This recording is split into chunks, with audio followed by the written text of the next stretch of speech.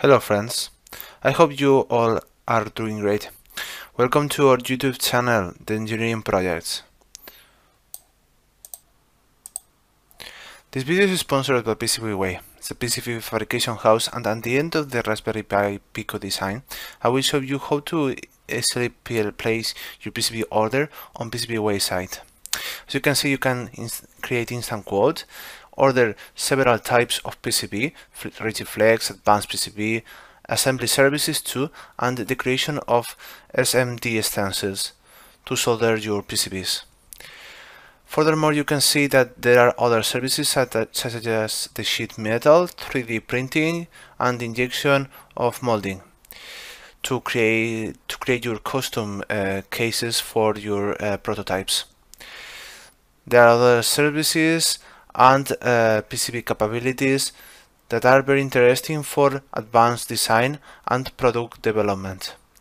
Furthermore, you can see too that there are related projects from other makers that are interesting and that may inspire you all to see what PCBWay can offer for you.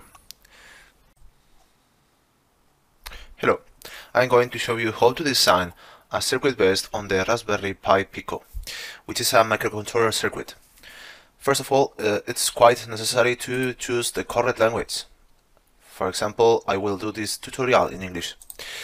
Later, we can start with the schematic, and obviously, it's preferable to get a folder project.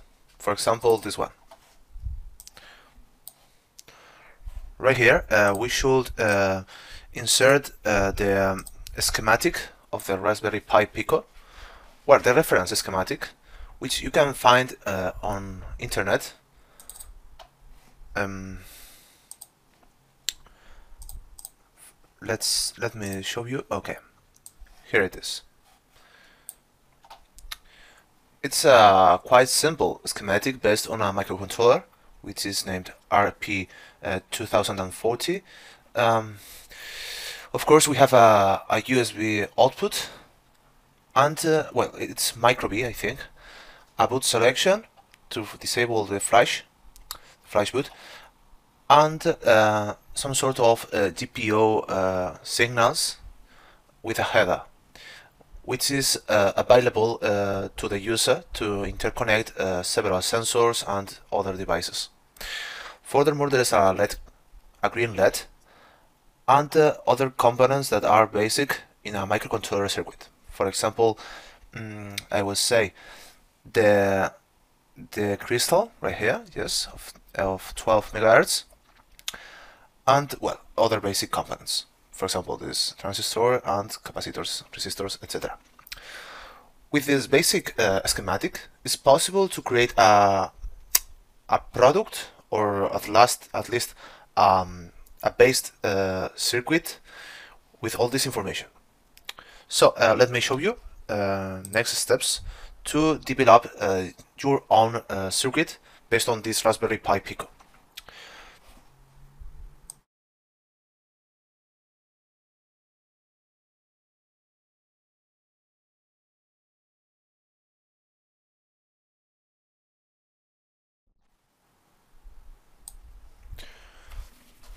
Well, once we have the folder, we should create a new project.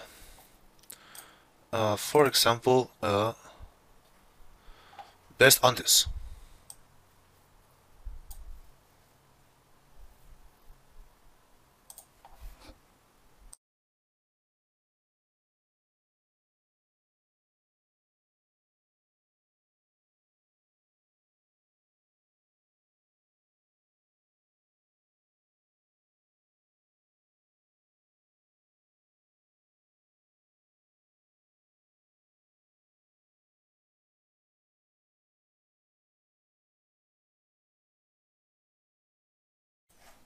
For example, to create the new project, you should use the button option create new project and go directly to the folder that you created before, where is the schematic PDF. So first of all, put the name of the project. For example, I don't know, I can say RP project, maybe.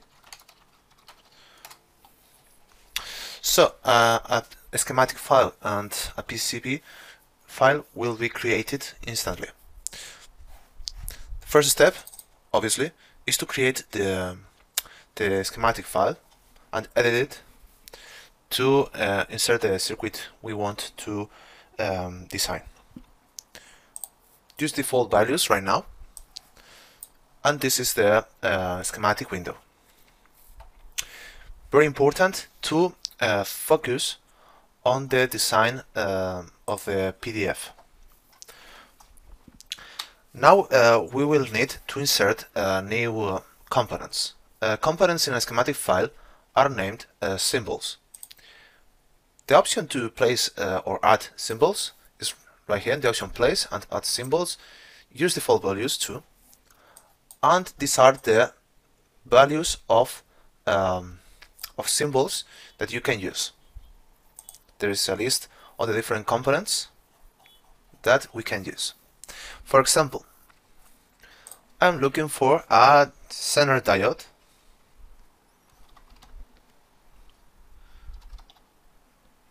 Okay, if I take a look, I will see that it's not included. It's interesting to use default symbols. For example, resistors will have the same symbol. For example, we will use a lot of resistors.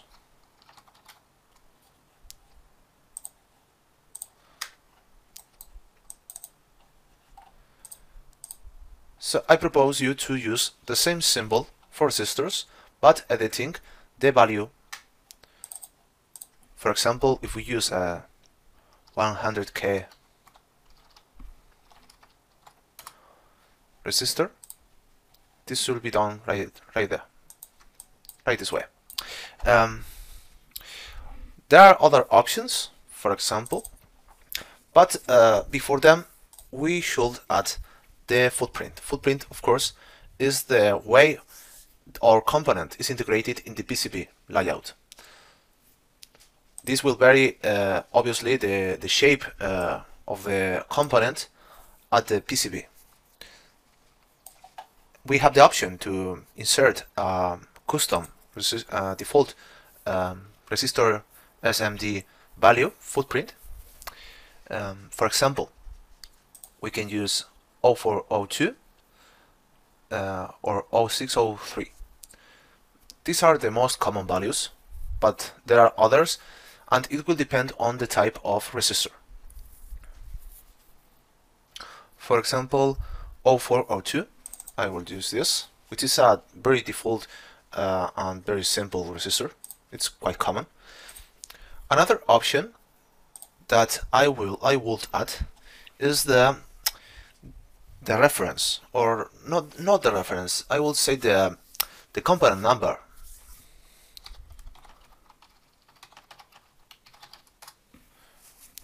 You can use this field to look for a value of resistor, to search for a specific model of resistor. For example,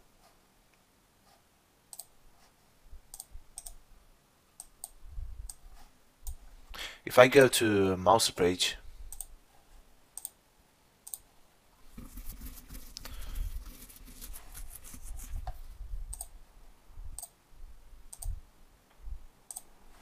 if I go to a mouse page, for example,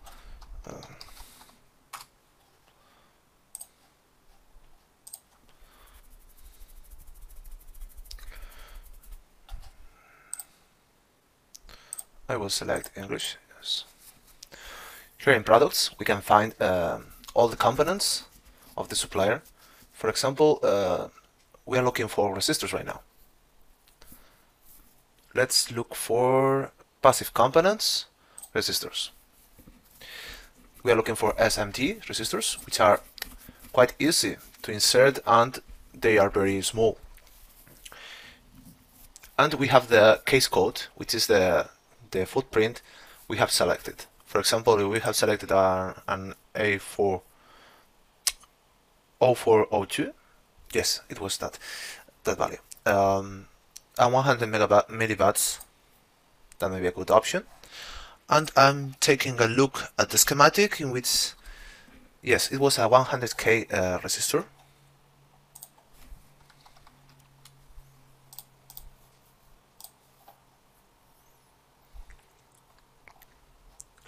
We can filter or sort by the price right here.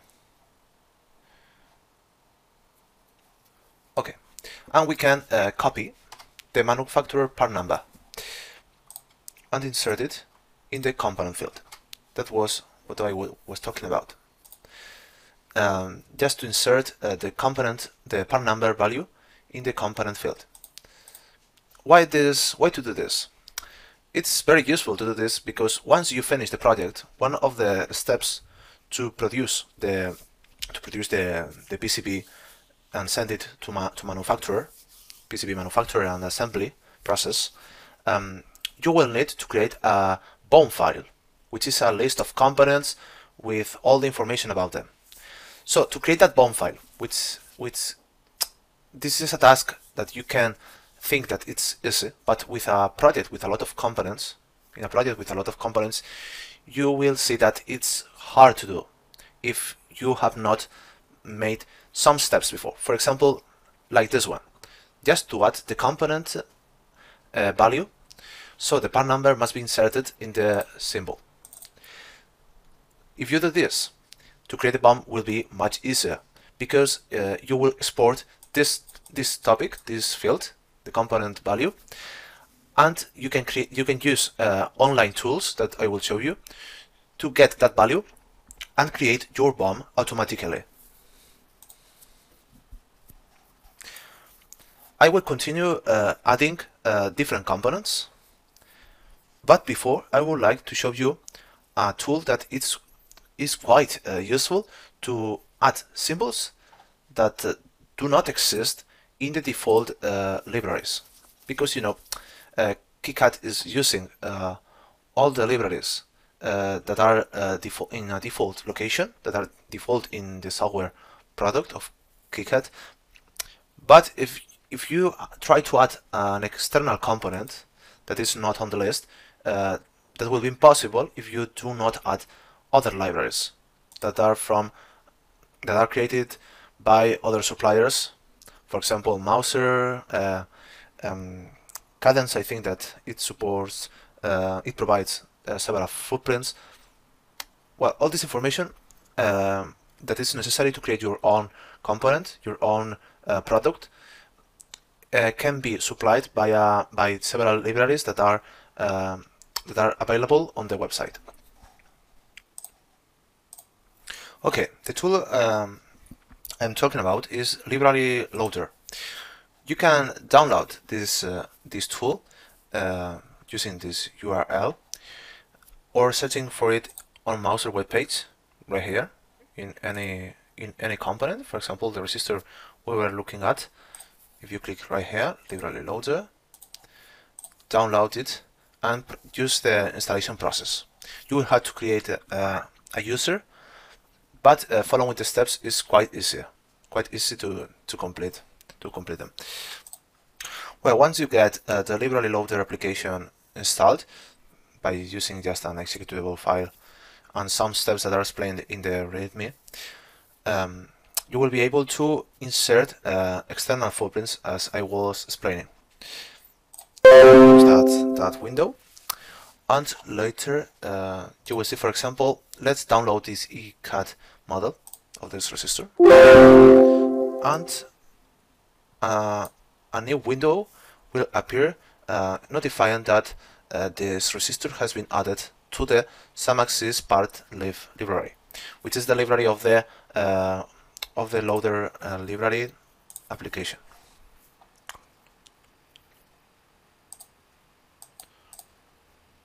Remember too that in symbol libraries window, it's necessary to specify the location of the library loader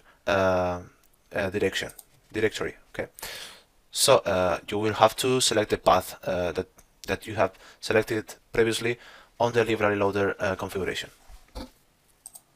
Once the library loader application has been installed and configured in the KiCad software, you can add the symbols that you download. For example, if I search for this symbol, which I downloaded previously, it appears right now, and I can add it on the schematic. It's not necessary right now because it's a custom or a specific resistor, but with this previous symbol and the footprint we selected, is like doing the same. So I really recommend you to use these default symbols and footprints, but for specific components, for example, microcontrollers, chips, integrated circuits, regulators, all these type of components, I recommend you to use library loader, mainly if the footprint and the component is supplied by an official provider of footprints and symbols. Well, I will continue with the development of the schematic based on we can see on the PDF. That was this document I was talking about. I will reproduce this document, sorry, starting by the USB circuit, which has a center protection, a divisor resistor circuit, and a component of configuration of the communication, and a regulator right here, an enable signal. Yes, this is a regulator component. For example, let's add it firstly.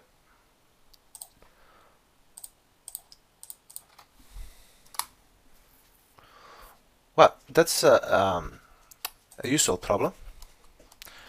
I will show you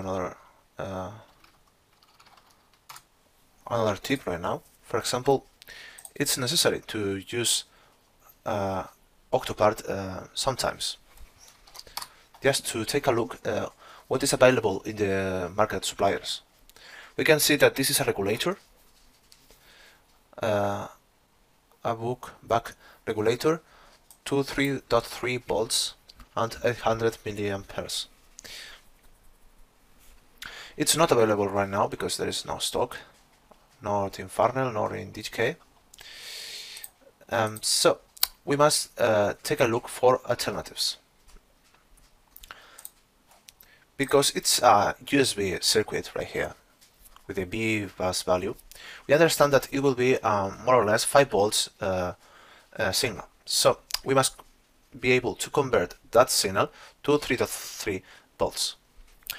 There is a large number of components that can carry out all this process. It's quite easy to find a component that can convert that level of voltage.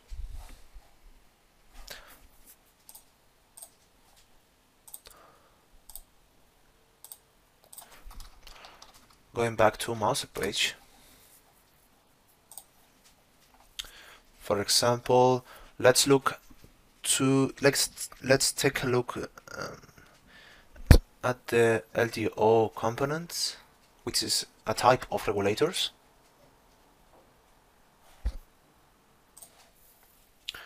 For example, yes, it was a 3.3 voltage level.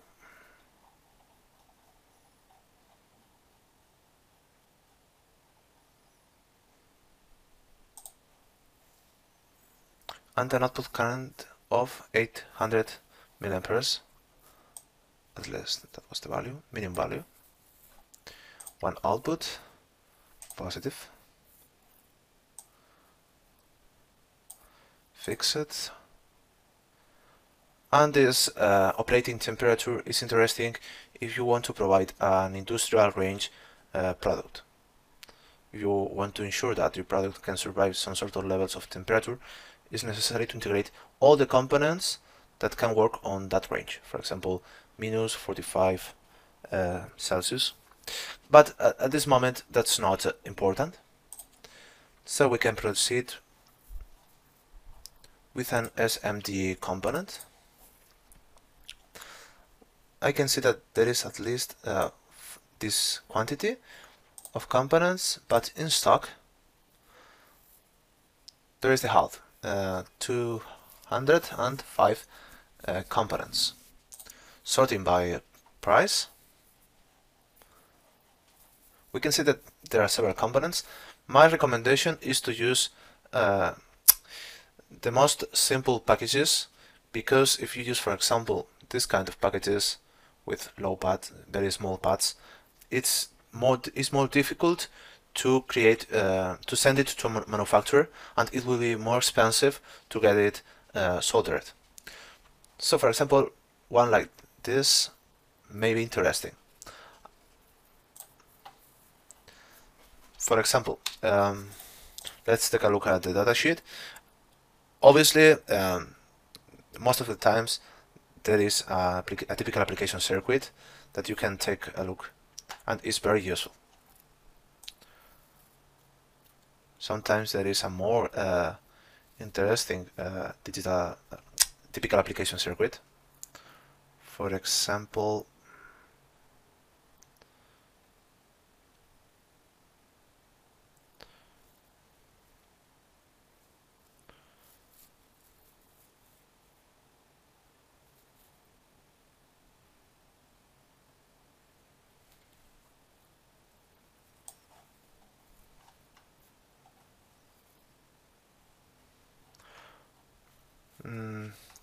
well, if there is not, you can use the recommended values. For example, we have this circuit with output and input capacitors, which will be the circuit we will need. I don't think we will need anything else.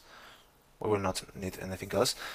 For example, it's telling us that a 10 microfarads capacitor can be used at the output signal using a dielectrical capacitor, which is a capacitor that can be used with a specific polarity. I don't see any problem to add this regulator, because, well, it supplies 1 ampere, but there's an issue to solve right here. An issue that must be solved right here is the enable circuit. There is an option to add an enabling circuit. For example, this one, regulator with shutdown circuit. That's an option, but I prefer to use an incorporated shutdown regulator option.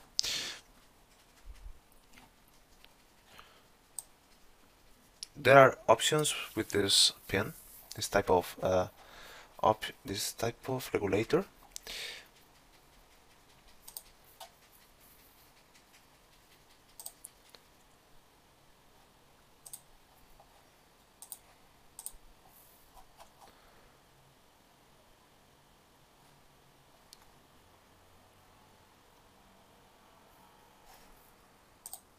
For example, this ROM semiconductor component may be an option. It is available with a minimum voltage of 4.5 volts input and maximum voltage 8 volts, 1 ampere, and the 3.3 volts output we need. It has an enable signal and a large path for dissipation. It's a good option. Let's add it to the schematic file.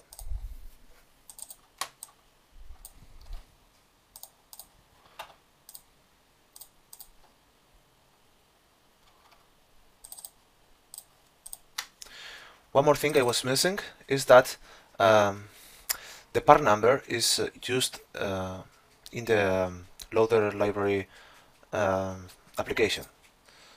So my recommendation is to use the same type of field to finish your BOM easier. You can access to the datasheet directly on the symbol. We have this typical application circuit.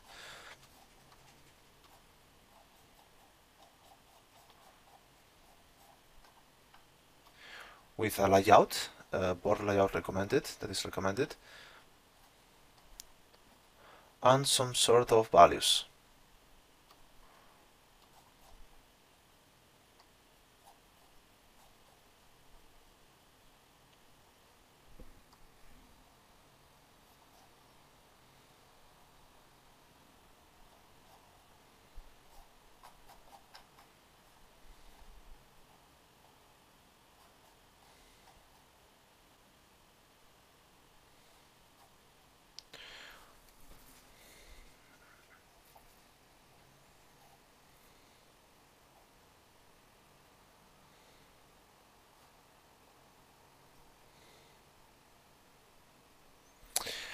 By this application circuit, I can understand that only there will be one capacitor at the output and another one at the input, with 1 microfarad value each one.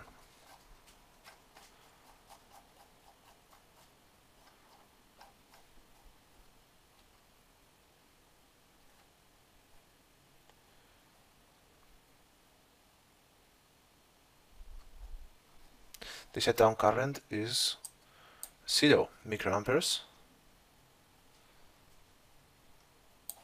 The not connect pins can be left open.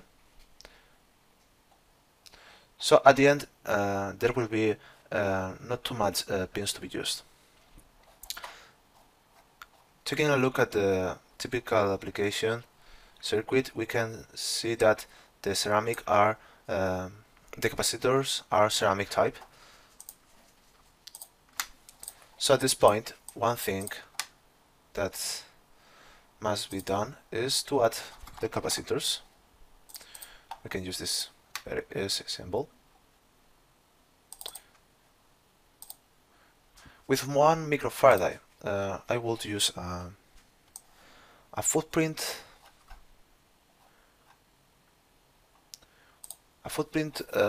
SMD with 0603. It will be easier to find cheaper components, cheaper capacitors with that value. And remember to insert the value, which is 1 microfarad. And the Mauser part number, which value we don't know yet. Taking a look back to the data sheet of the ceramic of the LDO circuit, we can see that there is the output pin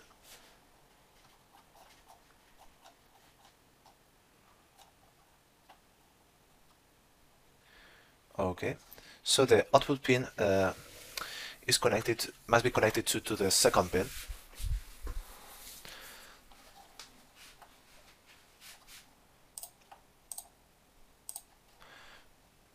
And the enable signal can be a digital signal provided by the microcontroller with a pull-up resistor, of course, to stabilize the signal. So at this point, we can take a look to the capacitor value.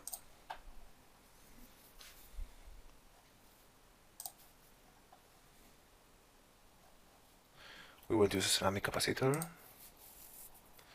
multi-layer circuit, SMD,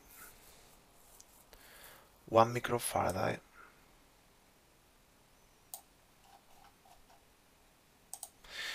Okay, as we will be inserting a ceramic capacitor of 1 microfarad at the input with a 3.5 volts signal and at the output with a 3.3 volts signal, we can analyze that there are two different voltage signals. So the voltage rating, which is a value that will give us stability of the capacitor value, which will not be always 1 microfarad, it will vary on different moments. We must select a voltage rating value that must be very high for the signal that will be controlled by the capacitor. For example, if we are controlling inserting a capacitor to a 5 volts signal, I recommend you to use the double value of that signal. In that case, that will be 10 volts. As we will use a 3.3 volts, I recommend you to use this 10 volts value too, because you will be able to use the same model of capacitor. So 10 volts is a good value for the voltage rating. Remember, that's the double of the value of the signal that will be attached to the capacitor. And the 0603. We can see that there are other case codes. For example, 0201, there is 18 capacitors models, 74 for the 0402, and the 0603 there are 120. It's easier to have a 1 microfarad capacitor at this case code, because if the case code is bigger, it's easier to integrate that capacitor, and it will be cheaper. The dielectric value is another interesting field. For example, if the voltage rating allows us to have not only the stability, but to support the voltage, the input voltage that the capacitor will receive, the dielectric value will be the main point for the stability. For example, there are several types of dielectric. For example, in the case of a power circuit, it's very important to have a dielectric value, a dielectric type of capacitor that allows to have a very stable signal. Because if we have an unstable signal, it may cause problems at supply level. For example, I recommend you to have the dielectric model X7R, which is a good dielectric signal and very common. X5R is a good option too. The tolerance is how the value of the capacitor can vary. For example, 1 microfarad, 5% of 1 microfarad, that is the possibility of the value of the capacitor. That's a good option right now. And there is a 7-component list. I will sort it out. I will sort it via the price number, and I will download this component. Well, it's not necessary to download, but just to remember, copy the manufacturer part number.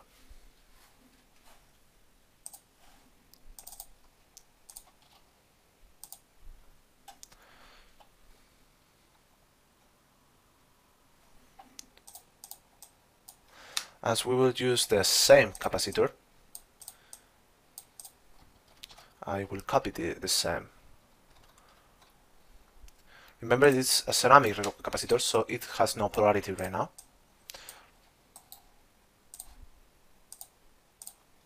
To create a wire for the symbols, you can use the W key, or use this button right here. Use Escape 2 to avoid having to use your mouse very much.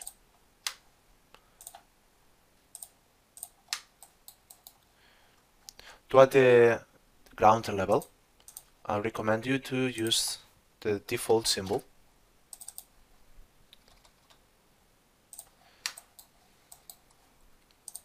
And to add a power level, there are different options.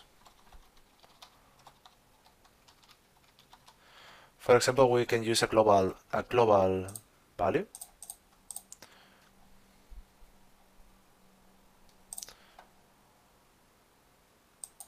It's a global level, yes. Sorry, that was the 5 volts, which is the input, and the output is 3.3.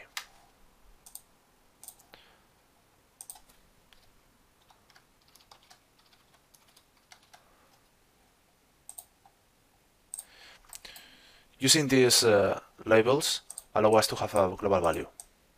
So if we use another schematic file, or a hierarchical file schematic, this value will be the same for both files. On this case, it's not important, but it's a key aspect to have in mind. The no connect pins must have attached the symbol of no connection. You can add it by typing the Q key, and the ninth pin is a ground path used for dissipation. The enable remember that the enable pin will be used via GPIO signal, but at this moment I will not connect it. We must focus, remember, on the schematic file. We have this part. So we have a regulator circuit. We do not use this lead component, but there is a center component for protection.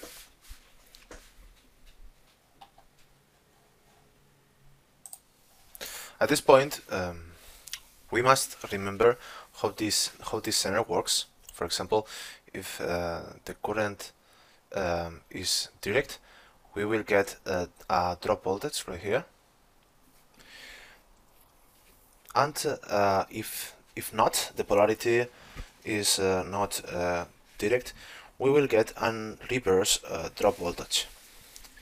The current will be controlled too, so it will give us a protection at voltage level, but on current too. For example, let's see several components of centers. We can search for this model.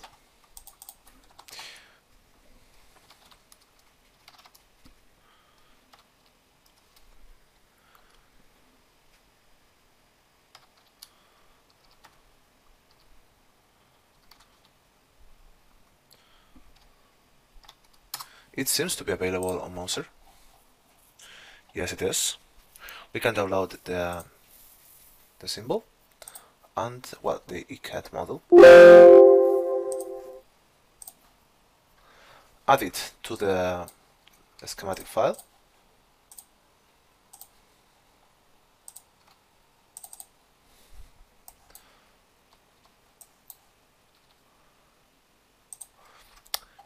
We can see that the input pin is at the right of the symbol. We can swipe all this with a mirror and have this pin value at the left, as it was the schematic, the original schematic. Drag the symbol to the position you prefer, and taking a look at the schematic, we can see that there is only the connector, USB connector, which is a type B connector, I think, and there is a division circuit, which we will integrate later. At this moment, we must insert the connector. This is the moment to have a look, to take a look at the components available for micro B USB connectors available on Mouser. Yes, for example, connectors, USB connector,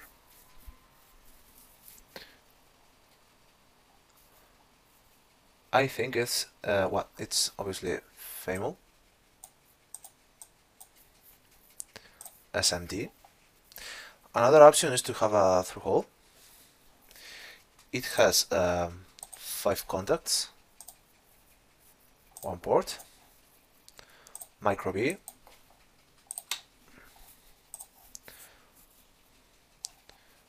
and yes, it is. I think this is a good option. As you can see,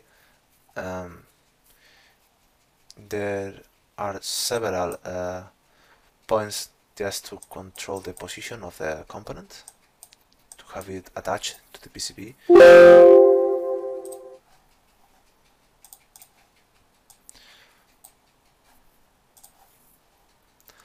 So at this moment we can add this model to the schematic file too.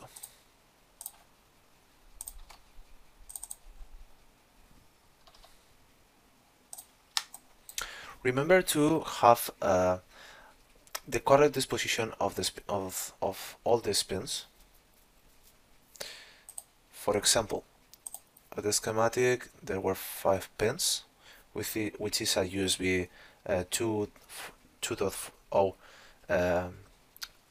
type of signal, with a differential pair for data, a pin for voltage level, and the ground pads. Well, the ground signal, which is the pin number 5. I can see that first pin is for the bus, and this is DM and DP. Okay.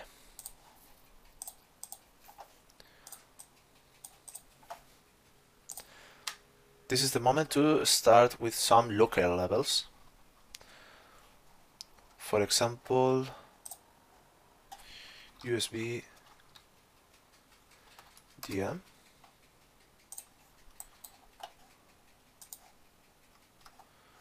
and the USB DP. It's a differential pair of a data signal. We have a 5 voltage level, which is global. This one is global. The 4th is not connected, and the pin number 5 is attached to the ground. The same for the mounting holes.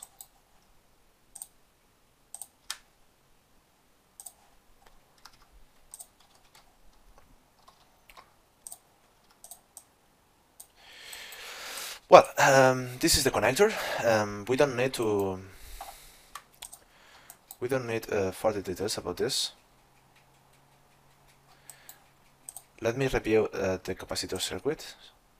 Sorry, these capacitors, this is an interesting mistake.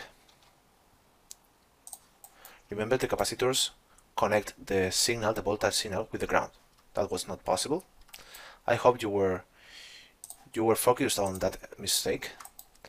The signal voltage must be attached to the pin, not to the capacitor, to the pin of the regulator.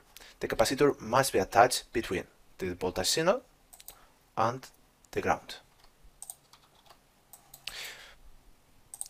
This will allow us to filter non-continuous signals. So the continuous signal will be connected between the VO signal of the regulator and the 3.3, because a continuous signal cannot be used in a capacitor because of its electrical properties. These 5 volts must be connected right here, and the ground again to the capacitor. Well, the differential pair for the data must be connected later. I think that was connected directly to the, as you can see, to the microcontroller, but using a resistor to, well, this kind of resistor for USB are used in order to adapt the signal and to have a stable signal for data, because you know there will be an impedance. All these data signals have an impedance value that must be controlled. So one way to have it controlled is using a resistance in a series architecture. For example, as we have the R12 and R13 resistors. We will take a look at this point later, but I recommend to continue with other parts.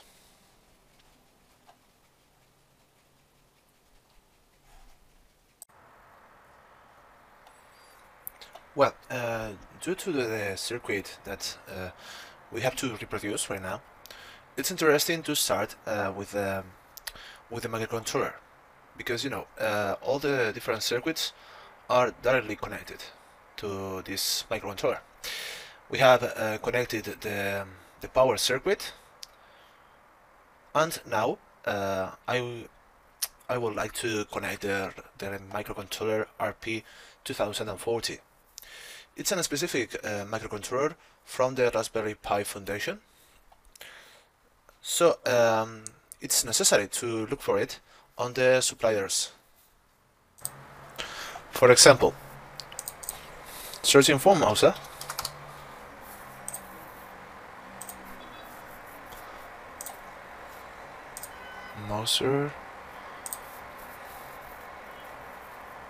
Okay, the model is the RP 2040. Okay,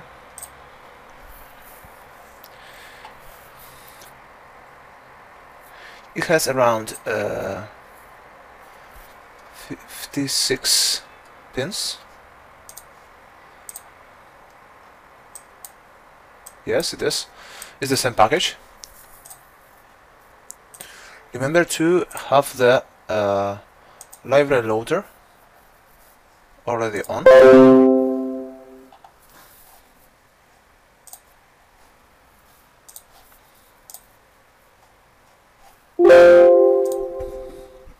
Okay. Once you have the symbol of the microcontroller, you must add it.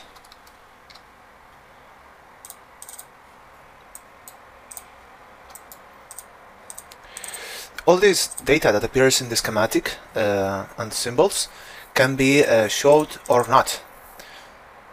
To show it or to disable, you must only check this checkbox, and it will disappear or appear, function of your necessity. For example, I like to put that text on the middle. It's the reference value.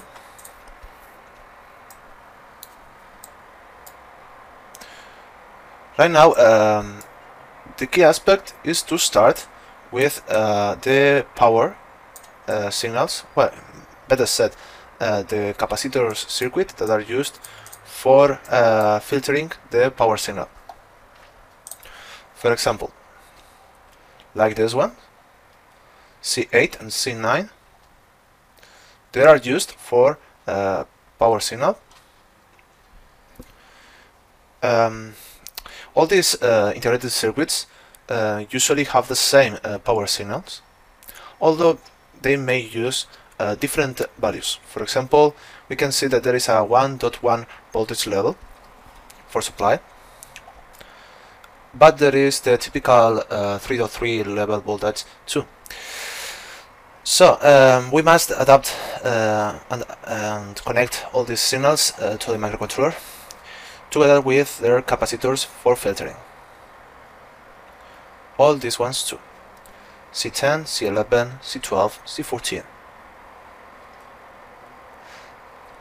You will know that I/O VDD are the signals that are used for input-output pins inside the integrated circuit.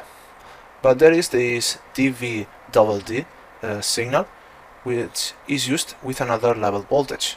It's not usual, but yeah, sometimes it happens to that it's necessary to use this voltage level.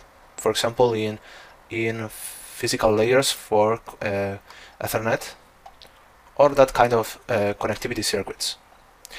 Anyway, if you see this voltage, remember that we put an 3.3 regulator before, but not 1.1. So it's necessary to check where this 1.1 voltage level is obtained.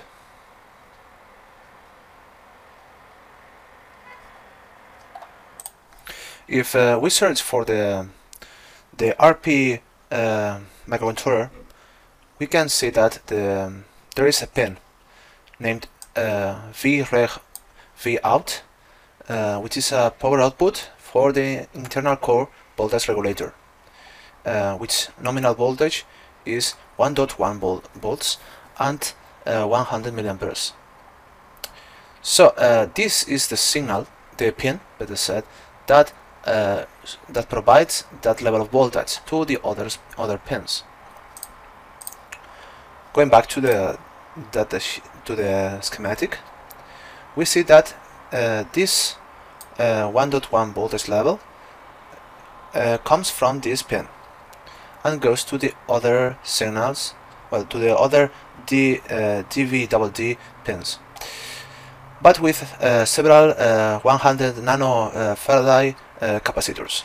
So let's add them to their pins and connections. To do so, I will repeat the symbol of 1 microfarad.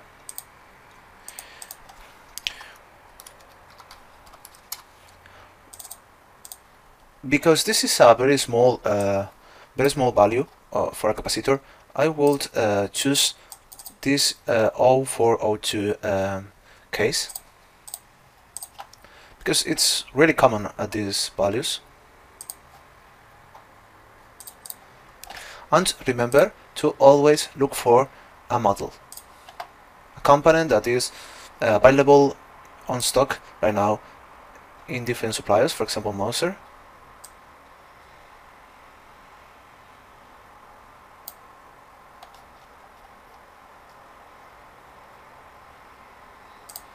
.1 and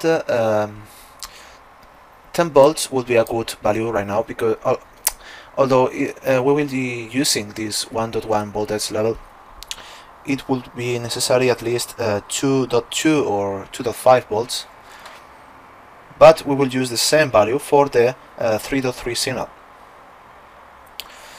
So in our case, I recommend to use this 10 volts level for the voltage rating. The same dielectric I recommended earlier, the tolerance is okay, and the case I was talking about.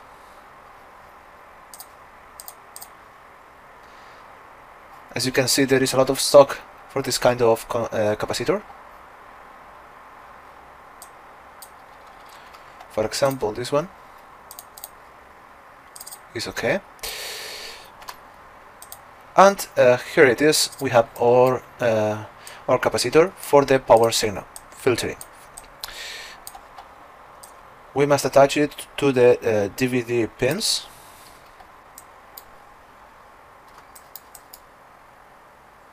and input-output voltage values.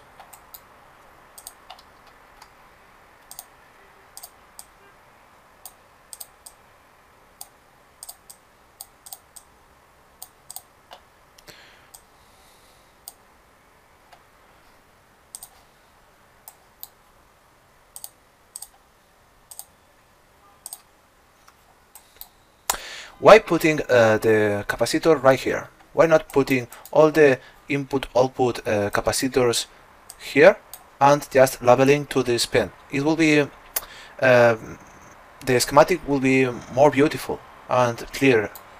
But at the end, you must remember that the schematic is a tool to place the components at the right position. For example, if I add all the capacitors for the input-output signal supply, just in parallel right here, I would not remember to put all these capacitors in the right place of the microcontroller.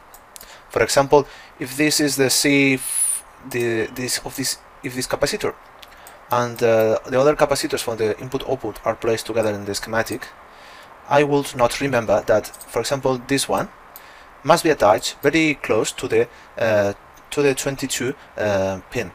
So it is interesting to have this capacitor as much closer as it can to know that this one must go to this pin of the microcontroller, and it will be placed on the layout as much close as it can be. The same for the others, because these are power capacitors used for filtering. So placing them very close to the pads, etc., to the microcontroller, it's essential.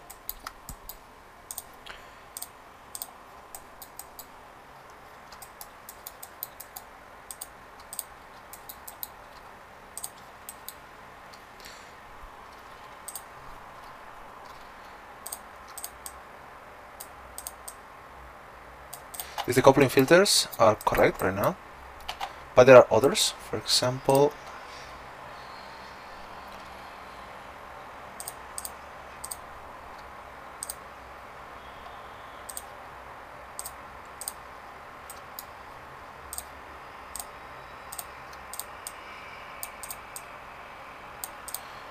no problem.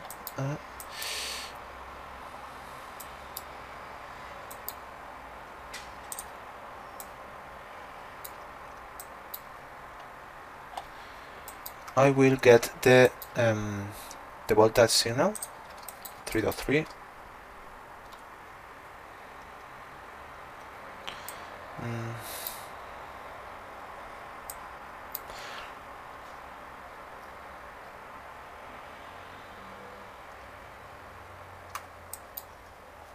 There is another interesting option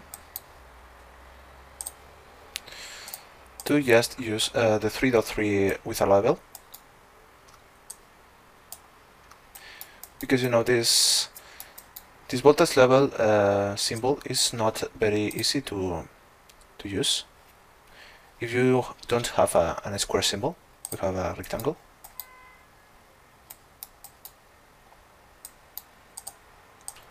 Anyway, we can use it just like here. That's another option.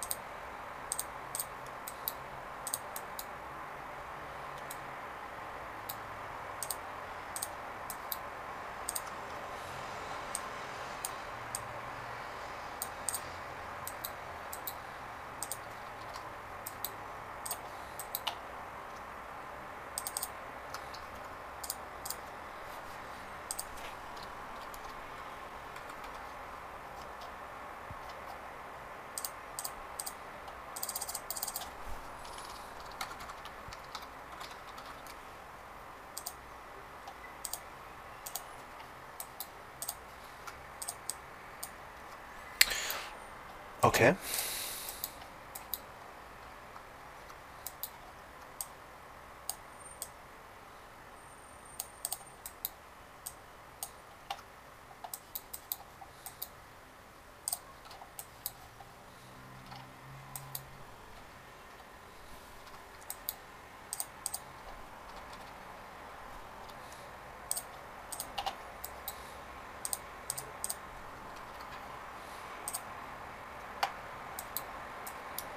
We have another right here, and in the first pin.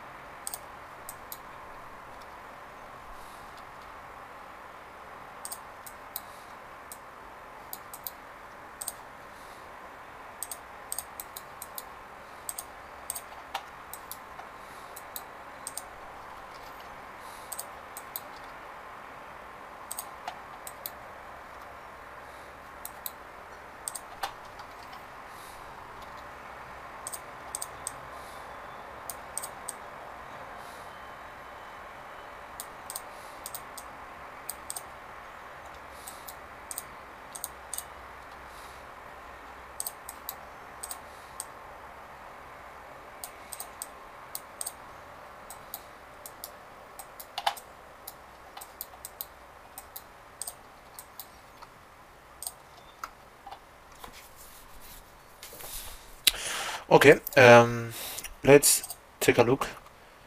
If I miss something, yes, these capacitors, and that should be all.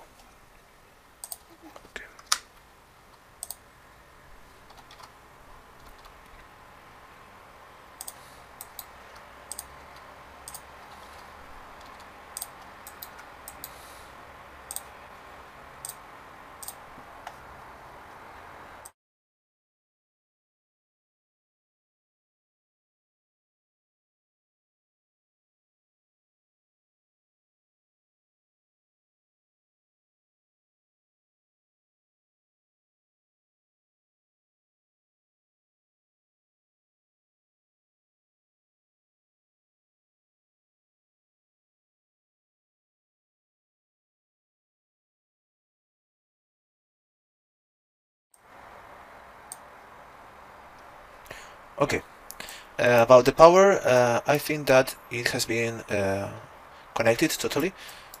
So let's take a look at the crystal that is used and connect it on 2021.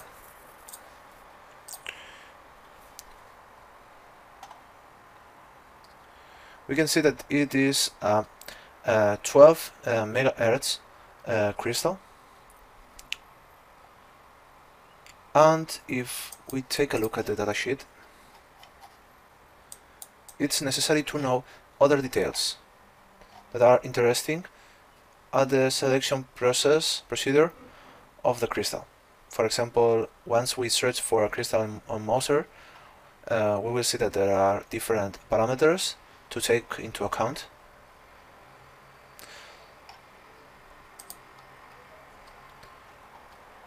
For example, on this page, it's explained that the different values that can be used about a crystal and can be connected to the microcontroller.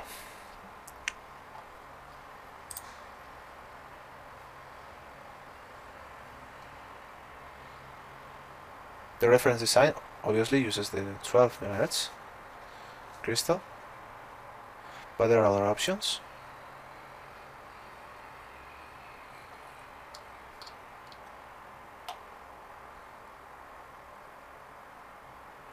And we see that this X in is used for a more accurate clock. Yes, is that that connection. Okay.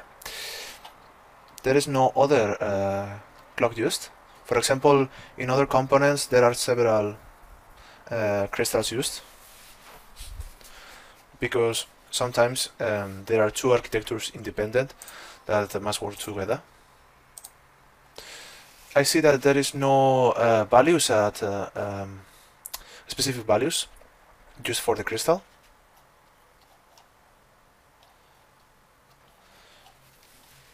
Hence, I will search for a standard crystal at this moment. Well, this is firmware details.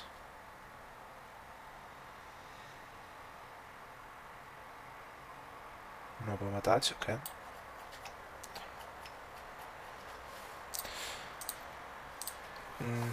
About the hardware design, let's take a look.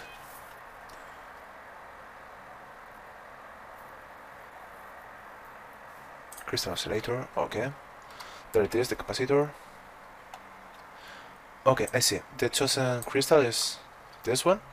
These are the values I was talking about. There is a PDF where there are several tips to use the circuit, and the crystal that is selected is this one from Abracon, I think. 12 megahertz, 13 about tolerance. I think that this is pulse per minute. I think it's tolerance of how much pulses can vary the signal. In this case, that will be 30 pulses. Obviously, all these crystals have one capacitor each attached to each pin, and there is an ESR value that is a resistance value. I will look for this model, but there are sure that there will be alternatives.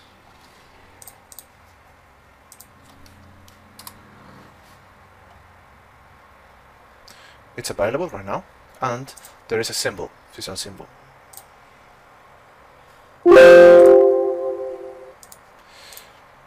Okay, at this moment we have another part of the circuit solved.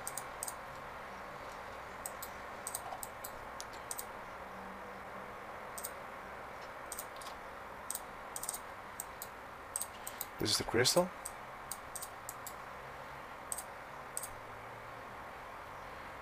And 27 picofarads capacitor. Here we can see that it is used at 15 picofarads. I will use the 27 because I don't know if another crystal is used. So I will use that this value of 27 picofarads.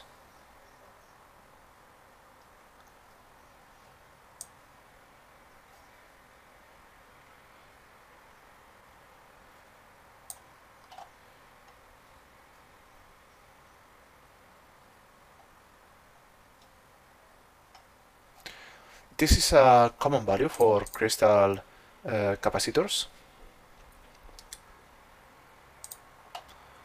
Let's take a look. Ceramic capacitors too. 27.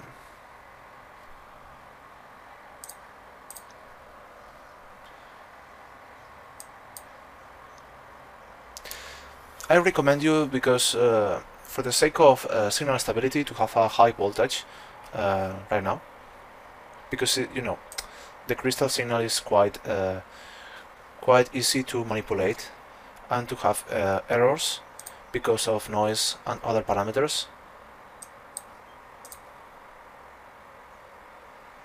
As you can see, there is 0402 packet case.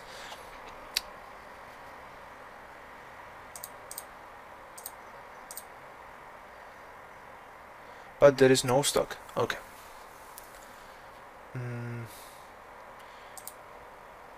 The tolerance must be it must be 1% or 2%.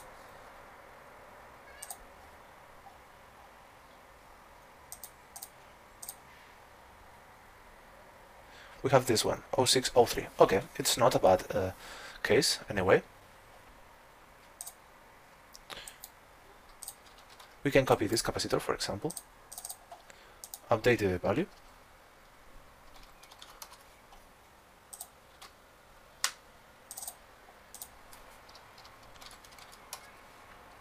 remember 0603 in the case, save it and copy the model, the component manufacturer reference value.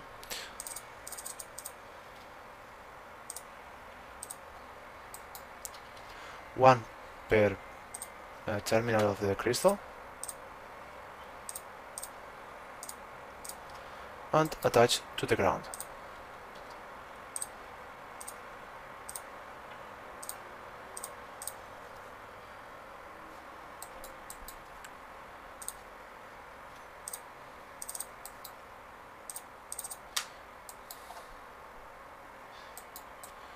Okay, remember that those pins are connected to the 20 and 21 terminals of the microcontroller.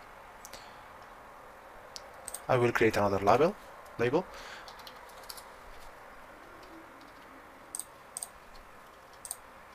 To rotate the labels on the components, always is the arc key. That's quite easy because of rotate.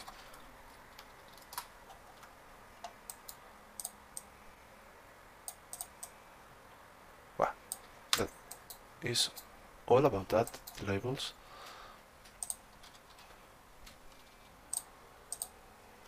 The model is not necessary to have it displayed.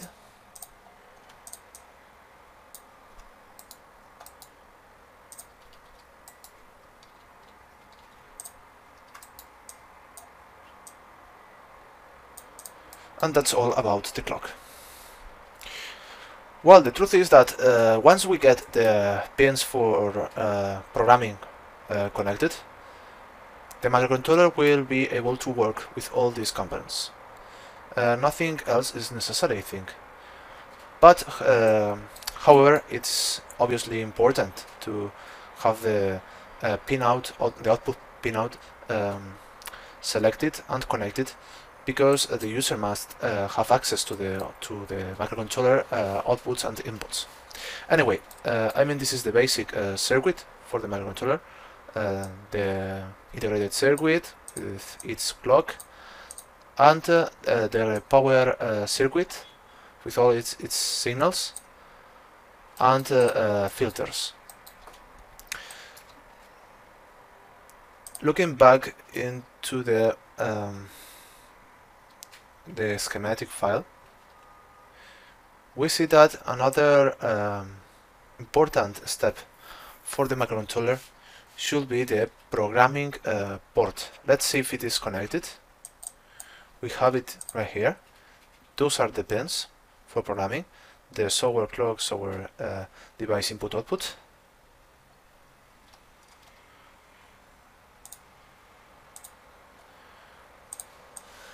We see that there is a 3-pin connector. The J components symbols are meant to be connectors in terms of a schematic. For example, the USB connector has a reference value of J1, and there is this debug for programming connector with a reference of J2. I think that this is an open connector. It's a 3-wire connector, so it is possible to use any connector that we prefer. For example, a header, or a wired terminal, or an open pads to be soldered. There are infinite possibilities for this one, but I would use 3 holes to be soldered, because the programming pins most of the time are not used. So in case of programming pins, it is interesting to have them unconnected or unsoldered, so the user cannot have access to them directly, at least. I will choose a symbol with 3 pins.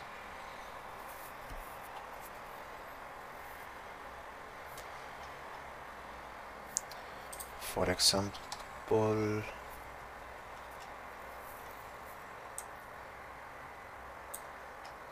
a row generic, yes, connector.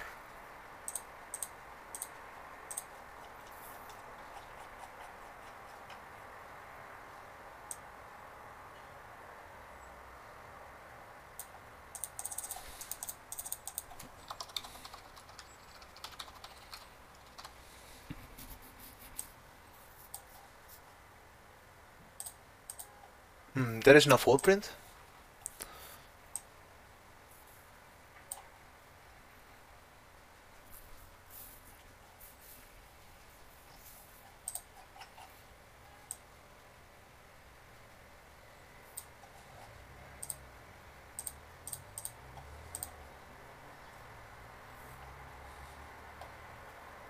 Anyway, I will choose this and attach a footprint.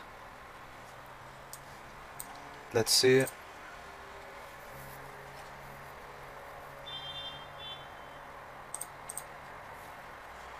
For example, this one.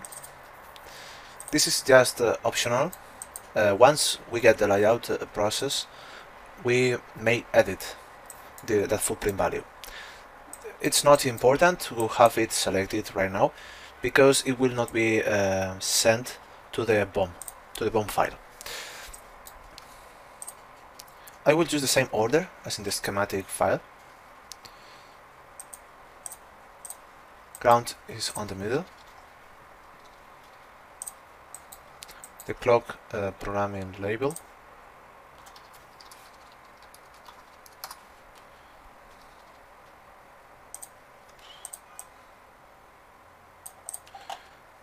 And the data.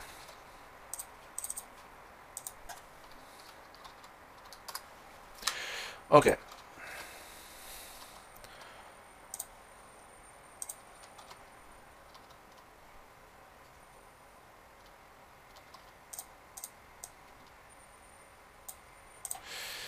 This is just an option for programming the microcontroller. For sure it will work, because it's the most simple one.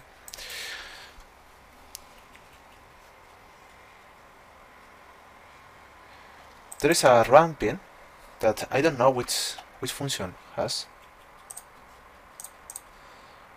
So to check it, I will go to the pinout of the datasheet, pinout description, Always in the integrated circuit datasheets there is a pin out reference with all the pin descriptions, locations, everything that must be known about all the connections is on the pinout description.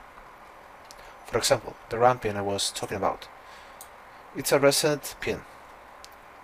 When driving low, run when driving high.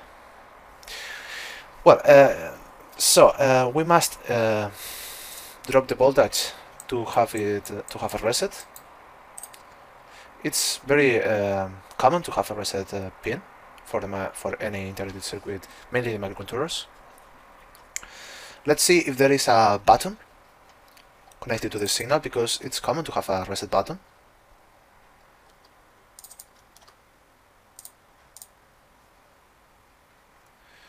And we see that it is connected to the output connector, to the pinout connection.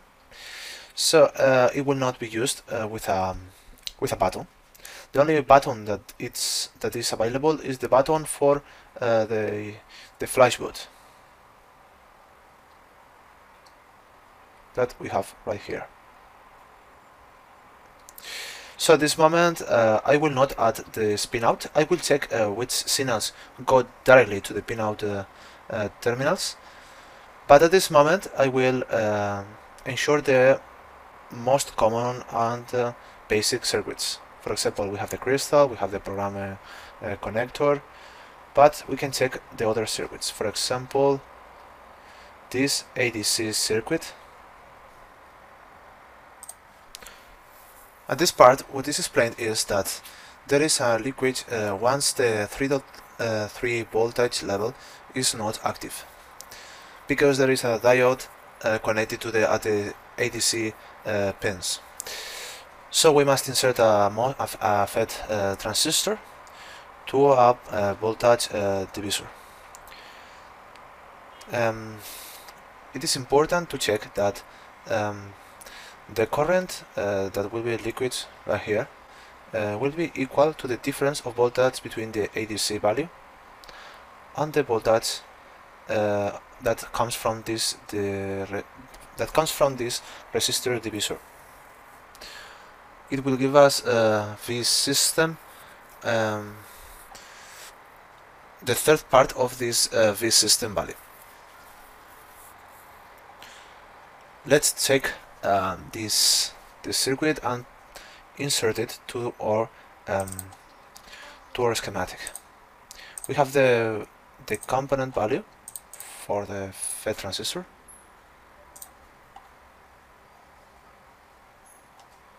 and channel transistor. It's not on stock right now,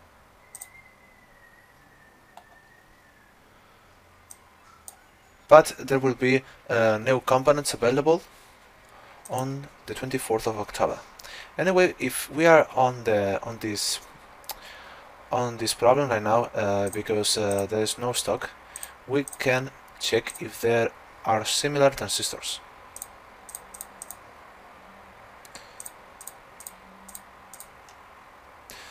There are not very similar transistors right now.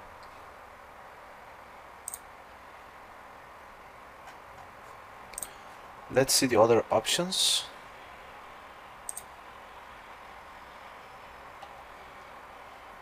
The 6th of March.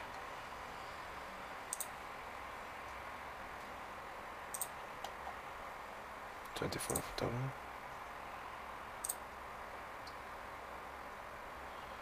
What? July. Okay.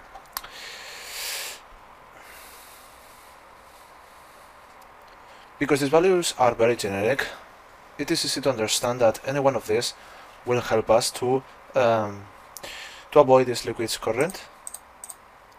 Furthermore, the difference of voltage level between this third terminal and the second terminal will be very low, so we can ensure a very low current right here. Let's add this transistor.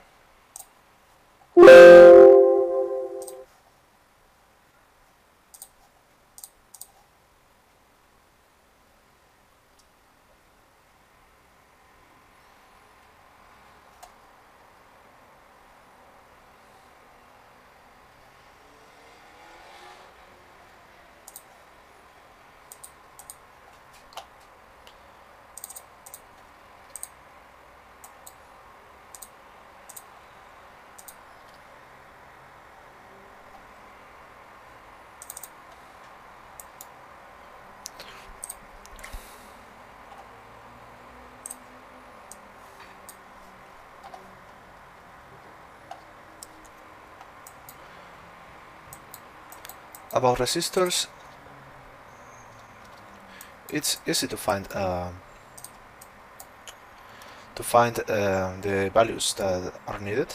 100 kilo ohms should not be a problem.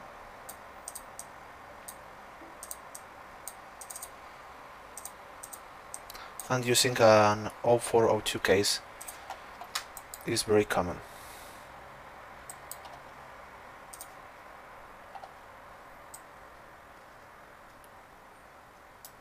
Checking back the schematic file, I see that it is an N-channel transistor. I will use a mirroring to connect correctly.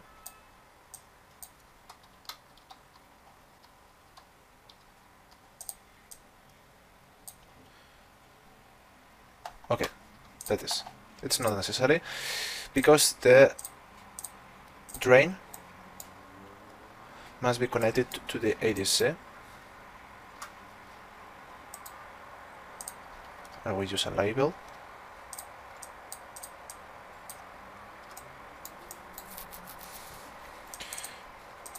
And name it with the pin label.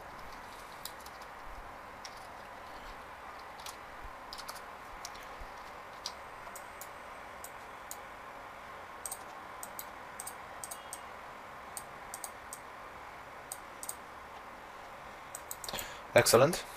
Let's continue by adding this 3.3 voltage level and adding a capacitor right here of 1 nanofarad.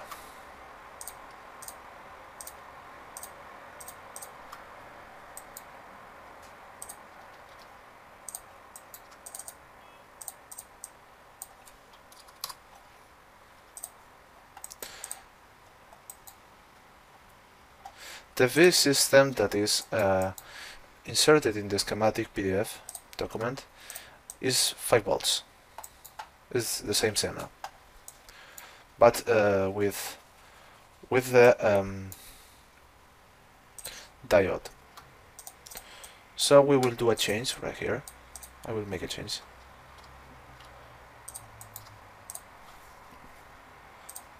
By interconnecting directly the diode to the connector and taking 5 volts after the protection.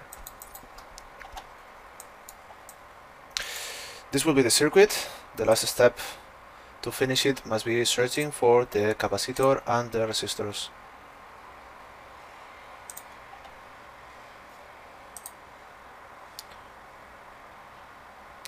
(100 kilo ohms).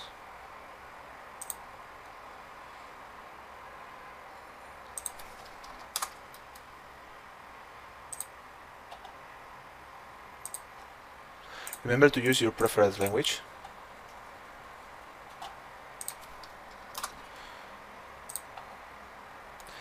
The tolerance is not quite important right now because it is a so high value that it must be a very bad resistor to modify the output value. So it's not a key aspect. Anyway, I will use a 5%, maybe okay. And well, the power rating is important because it is a high resistor for a high value for a resistor. In the schematic, there is a value of 63 milliwatts used, and I will use an 0402 case.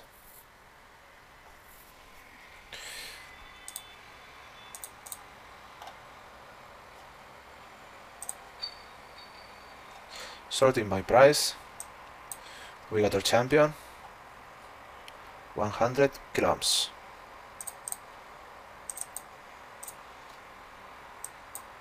Good. Let's check for the 200 kilo ohms. I will do the same, but changing the resistance value.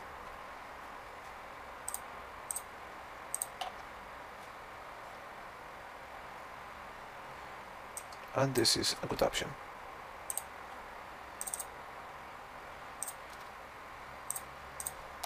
About the capacitor, 1 nanofarad is a value that must not give us any problem in terms of case.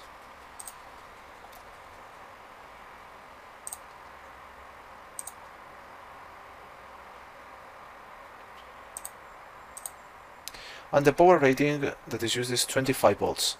Well, remember that it must be the double of the signal, the voltage signal.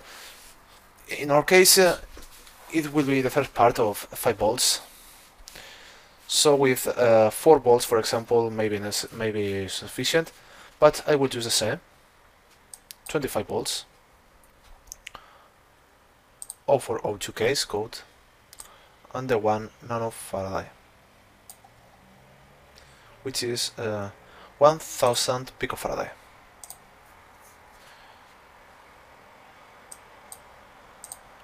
The dielectric I recommended, and we have several options.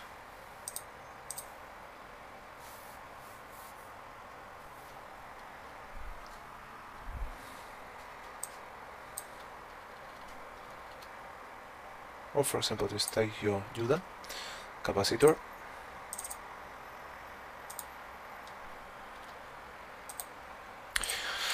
Well, and this is all about the ADC circuit adaptation of the liquid current.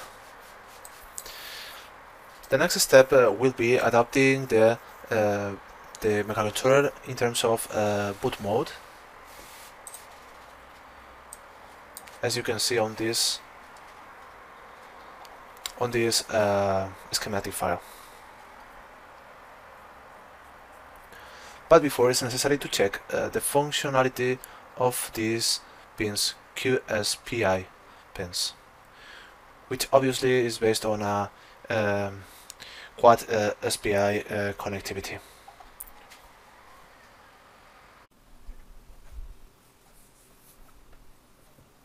Taking a look at the quad SPI communication which is placed on all these pins, we can see that it's a communication interface that is used on this board, Pico Raspberry Pi, with the intention to connect a flash memory, which is this model, the W25Q16. It's a flash memory of 16 megabits per second that we can see right here. The manufacturer is Witmont. It has 9 pins which must be connected, with the exception of the 9th pin, which is a pad. Let's take a look first on the datasheet. For example, on the pad, the 9th pad, it should be one option with this interface.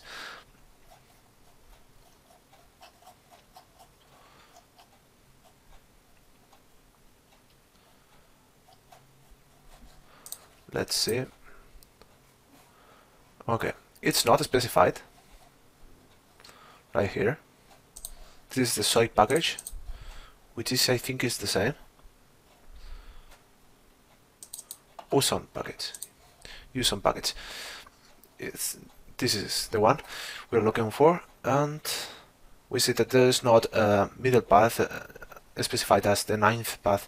So in this case, we won't connect the base pad to ground. We will leave it floating, as a floating point. So let's start with the development of this library loader. Yes, that library loader. We can download the ECAD model and have it added to our library. Once we get the exact model, we can continue on the schematic by placing the flash memory.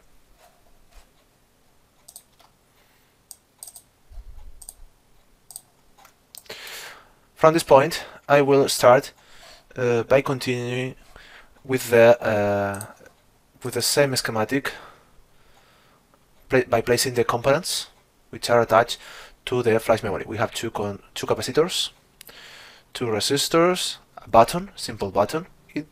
we will choose for another one, or if this is not on stock, and a test point. This is the TP6 is a test point that is placed obviously to measure the value.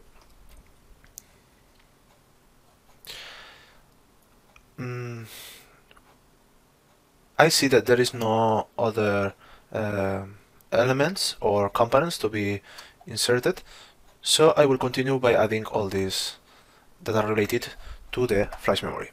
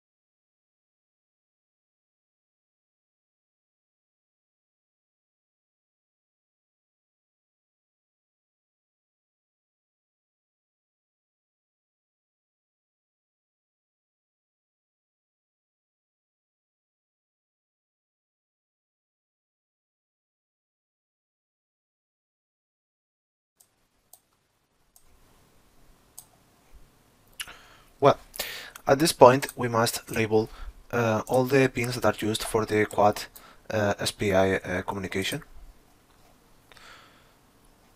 So for example, we have 6 pins that are used with this protocol. So let's label all them.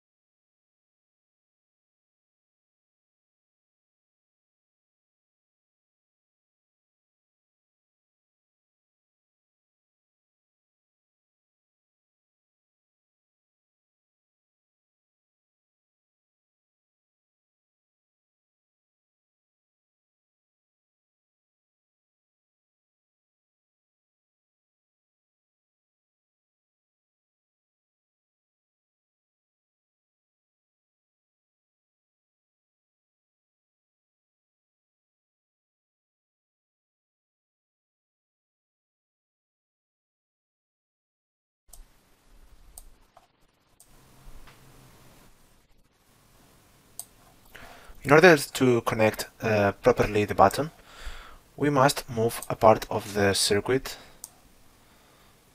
so we may have enough space to insert the button. For example, using this structure. Let's search for the model of the button.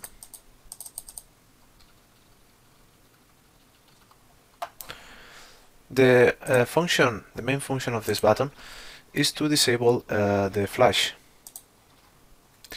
This is done by raising up the value of the chip select. So when chip select is off, we will get a disable of this flash memory. It's just a way to turn off this flash memory with the help of the user, of course. Well, it seems that the button is not on Mouser, but there are a lot of options.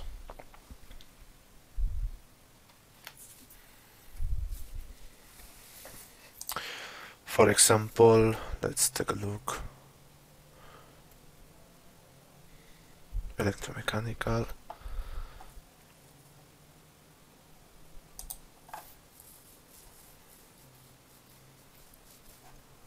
Tactile switches, like this one. This may be an option. 5 pins. It's not useful to get strange components. Well, not a strange components with a different structure. For example, this is this is easier to use indeed. This kind of components always have a mechanical drawing. Not this one. It's not necessary. Taking a look at the schematic file, we can see that this is a normally open button. We can filter this value. For example,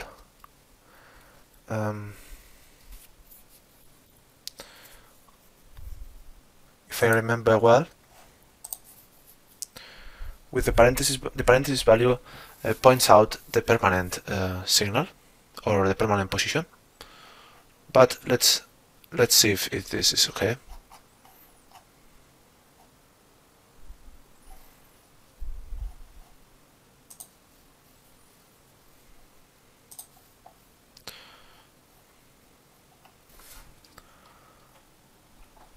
Okay, that's it. This may be an option, but I prefer to use a 4-pin button, which is more resistant. Let's look for other options.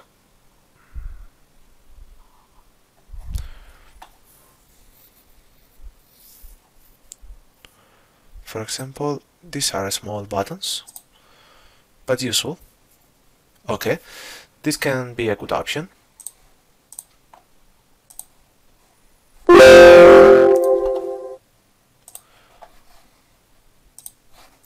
Following the schematic file, we shall connect T1 and T2 to the 3.3 signal, and T3 and T4 to the ground signal. So going back to the model and KiCad, we place this button.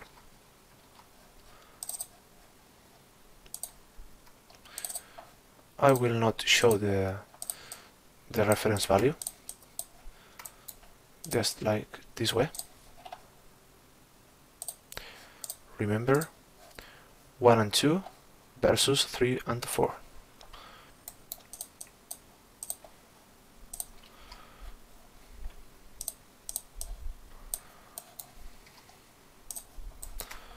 Just like this.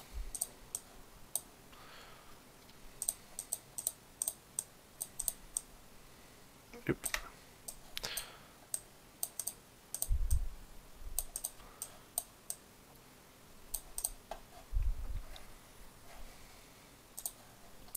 These are the same value.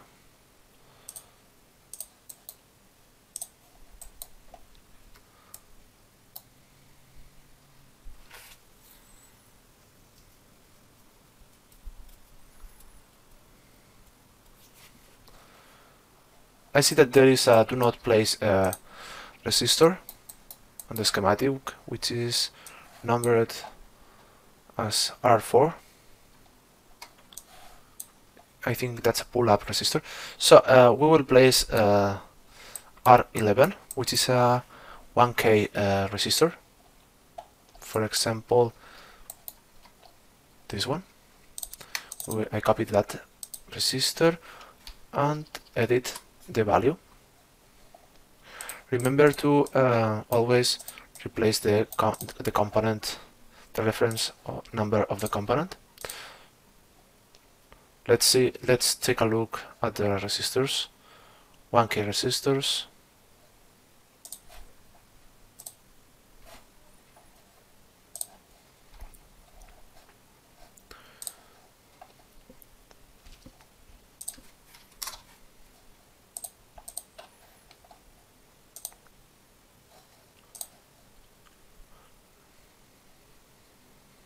There are a lot of options, and the tolerance is not very important here. So we can choose a very simple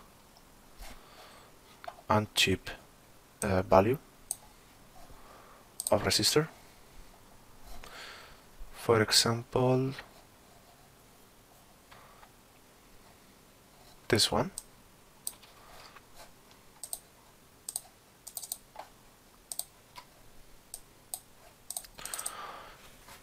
Always these resistor part numbers include the package, or in other words, the case number, the case code. So if you don't remember if you have chosen the correct component or which is its case number, just take a look at its reference value, so you will see the case code.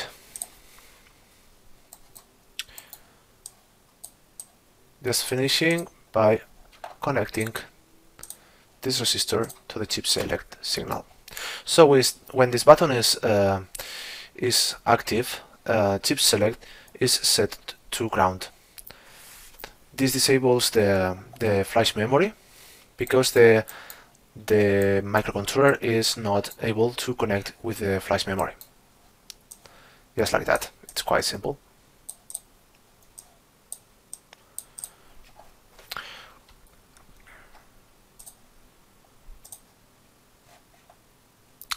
Well, once we have the flash memory circuit completed, we can proceed with the development of other parts, such as the connection of the microcontroller with the USB connector.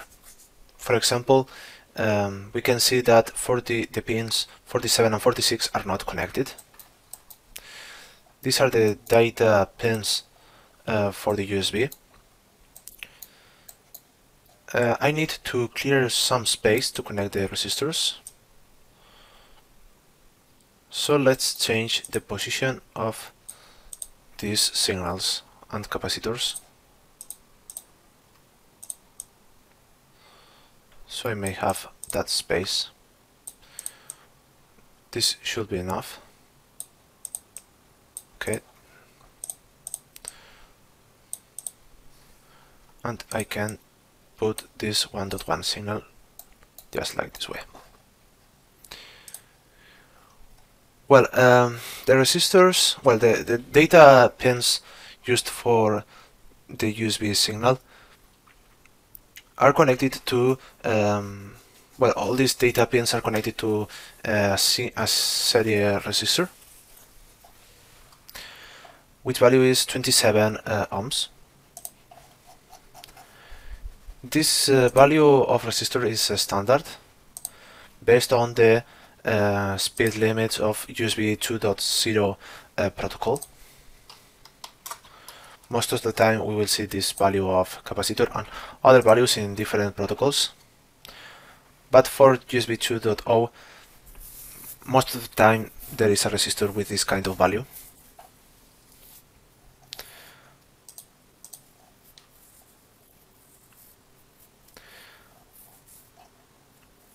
For example, this yellow resistor may be a good option.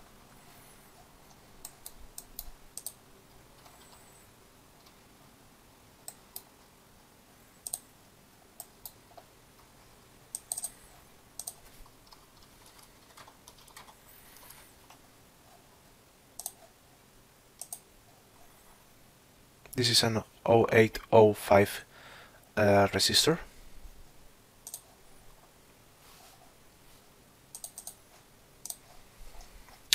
I think that is too big for a series signal, a USB signal. This may be a better option. 0402 resistor. One for the negative path of data, and the other one for the positive.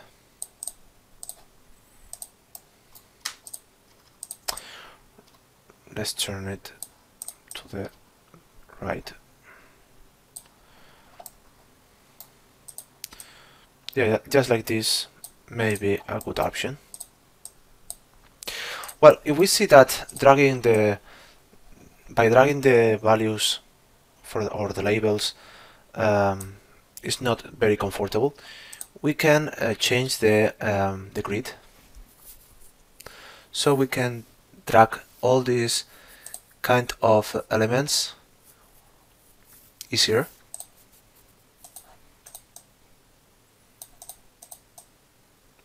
As you see, this is a more precise manner.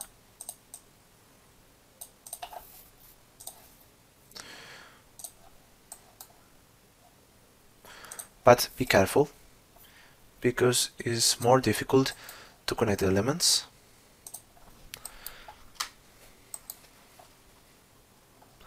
Now let's connect the labels.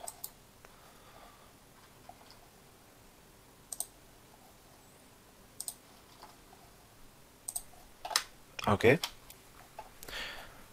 Now let's proceed with the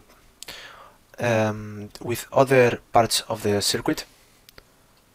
For example, I see that in pin 45, let's see, pin 45, there is a capacitor of 2.2 microfarads, and another one for the 3.3 level voltage that is connected to the pin 44.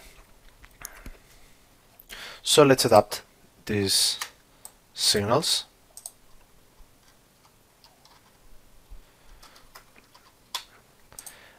And let's add the capacitors. It's the same type of capacitor that was added to the flash memory.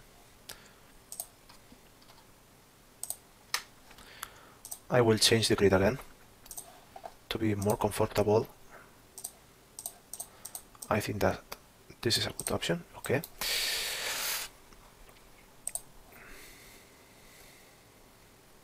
.45 and pin 44.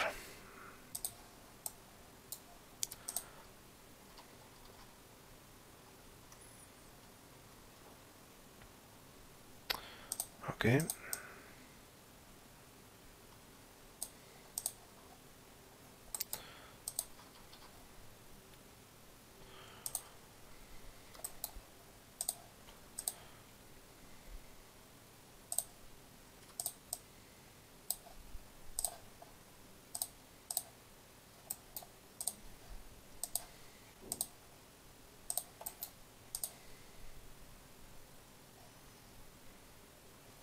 Well, we see that this part will not connect. That's because of the grid change.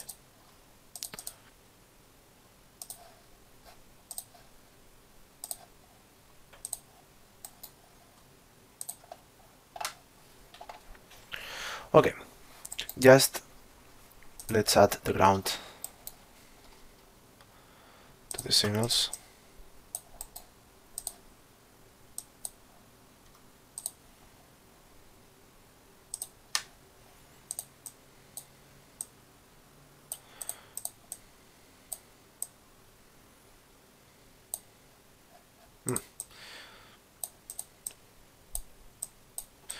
I don't like the way it's showing. Let's rewire. Okay.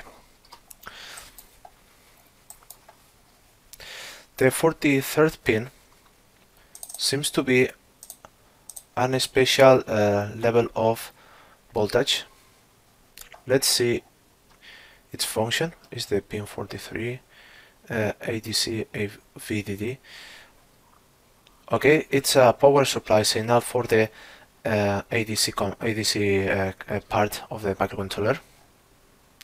So the pins from the microcontroller that are attached to the internal ADC are supplied by this level. I see in the schematic file that this ADC value voltage is set from a divisor made with two different resistors.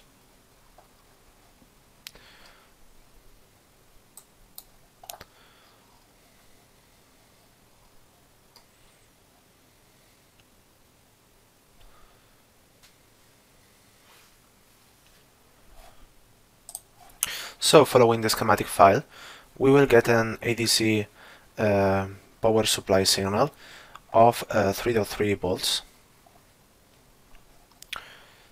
but it must be decoupled using a 2.2 microfarad capacitor.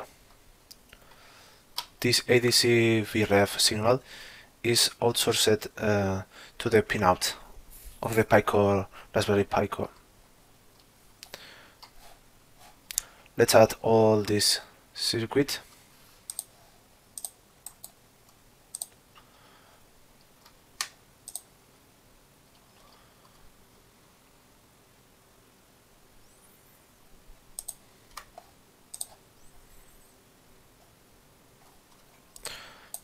For example,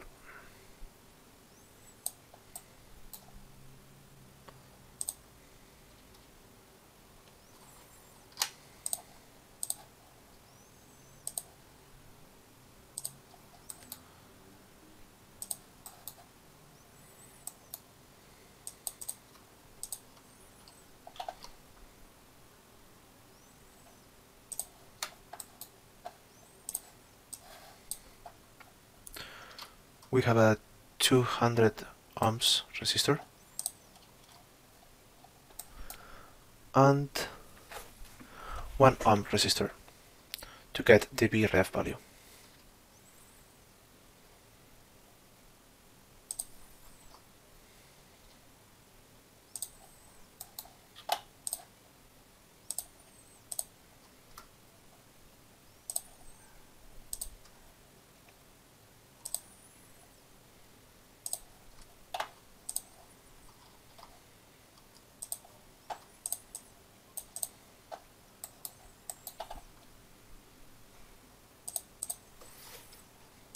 Remember that this 43 pin must receive the full voltage,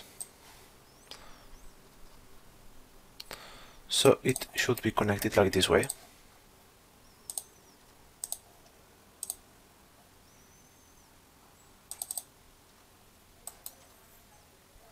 And VREF will be extracted from this point.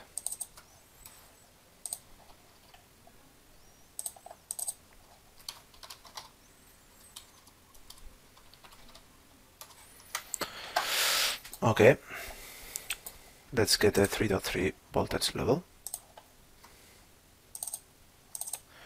This will be the 200 ohms resistor and the 1 ohm resistor.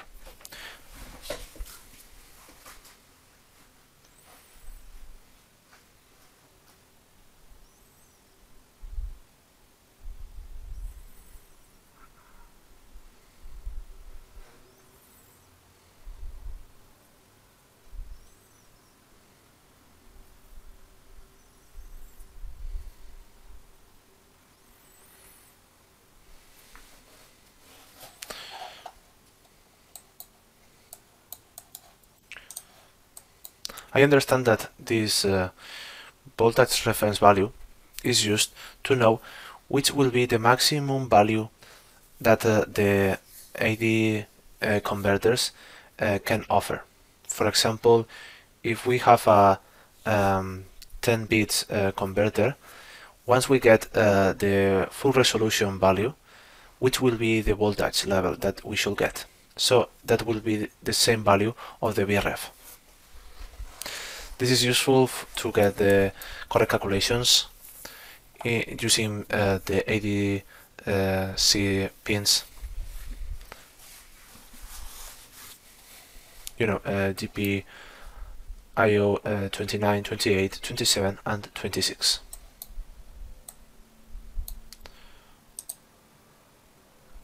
Right now we don't use we only use the ADC3.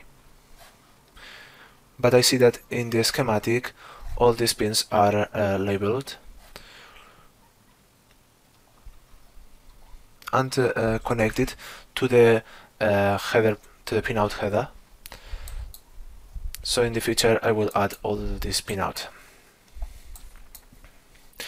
Right now we have this ADC supply circuit, but we shall add the others remaining circuits, such as the LED signal.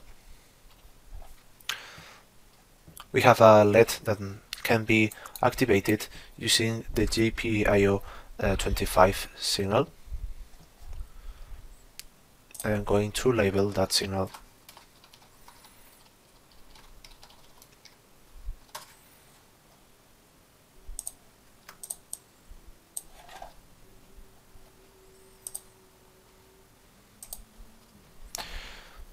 To connect the LED, we use a 470 ohms resistor. Let's add the circuit right here.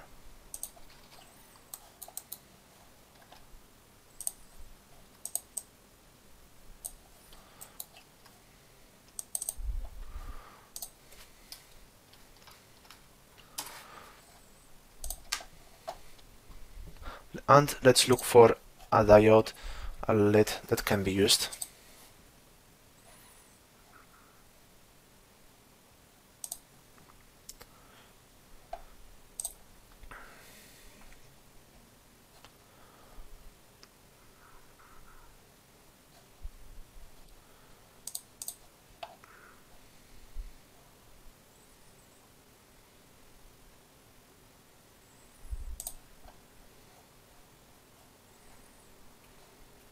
Okay, standard LEDs, SMD.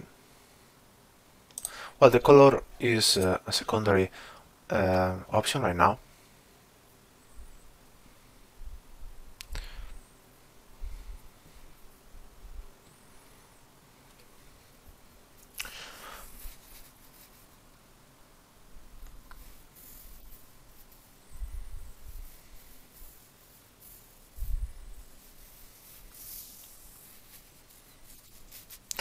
$470 ohms resistor will give us for example, for a 2 milliamperes, may give us a drop voltage on the resistor of around I don't know, maybe 1 volt or something like that, because that will be 1000 millivolts, that will be 1 volt. For the case of 5 milliamperes will be around 2.5 volts, Let's see. This may be a good option. We got 2 LEDs. I don't know how this LED looks like, but I will suppose it's okay.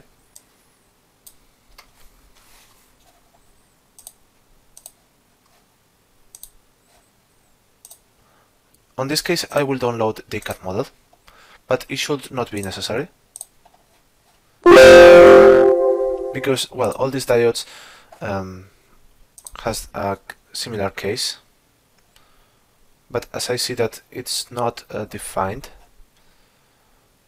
I will download the CAD model.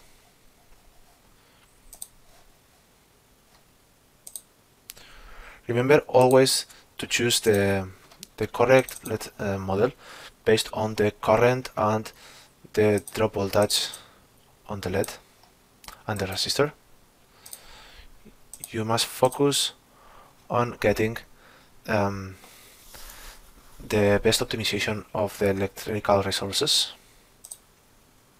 based on the current and the resistor value. I will not display the reference of the LED. The cathode must be connected to the ground,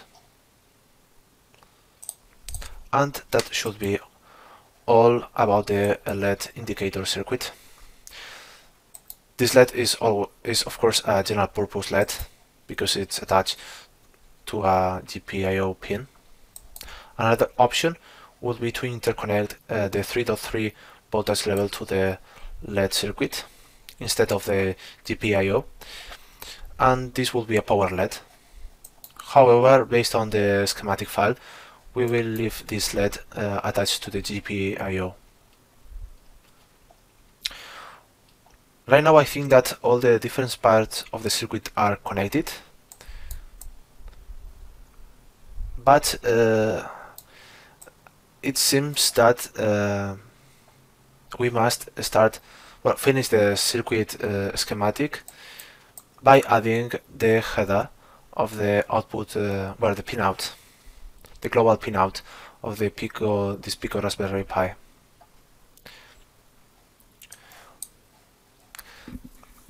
This is the pinout of the device.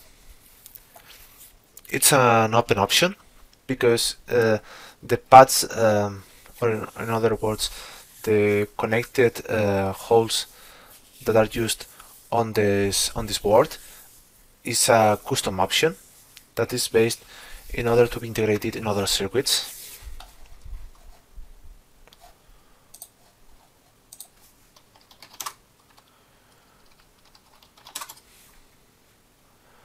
Let's see if I find, for example, this is an example of the type of pinout. We see the type of interconnection is used to integrate the board to an additional circuit by soldering the desired pins. On this case, we shall choose for an alternative option to connect these 40 pins in a correct manner. For example, let's look to the generic connectors, maybe a 20 pin connector.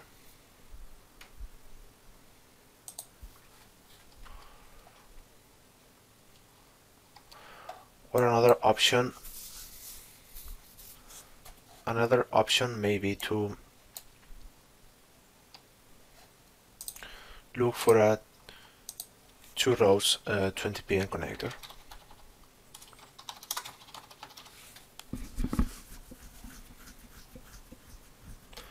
Oh, there is a 21 pin. This won't be easy to get.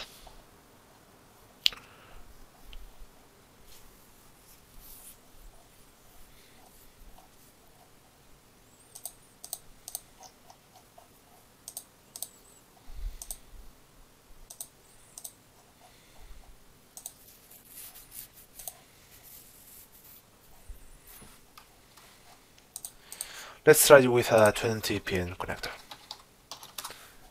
Just like I was doing at the beginning.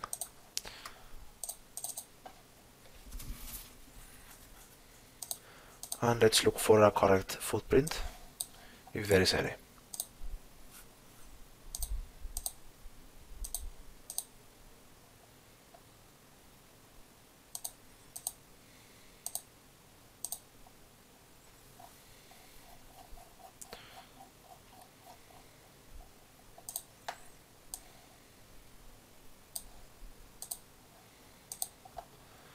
A 2 millimeters header may be useful.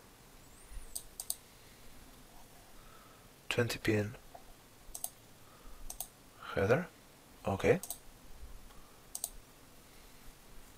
This may be a good option.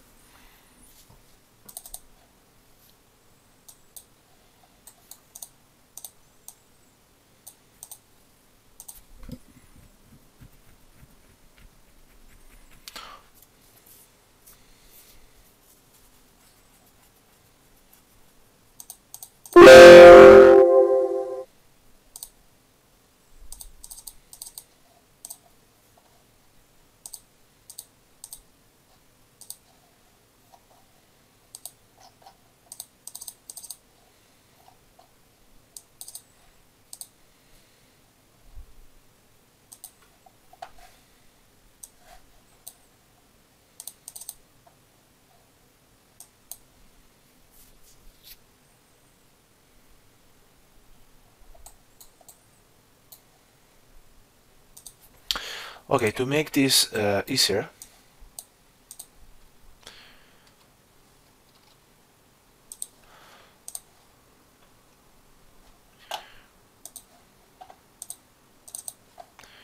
we may edit this J connector, this J connector symbol, and changing the number of the pins.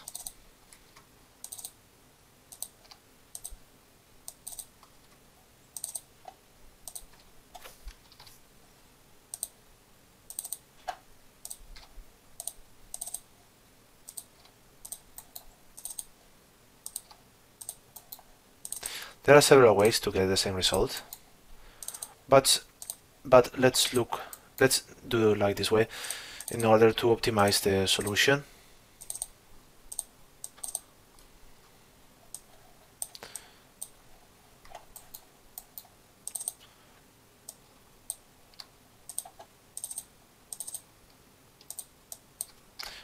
This is a custom symbol for this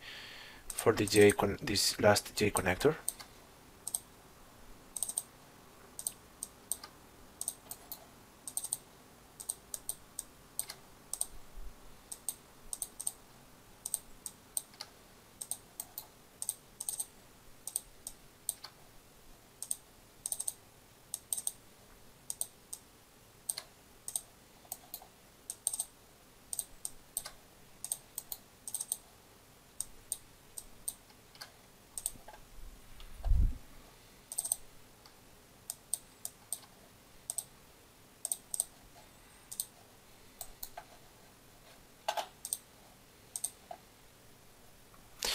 Okay, we got a very good solution.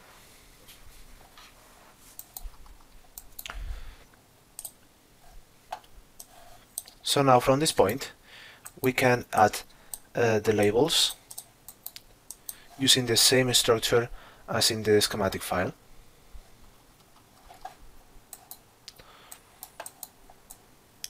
So this will be the last task for the schematic that will be completed in the next moments.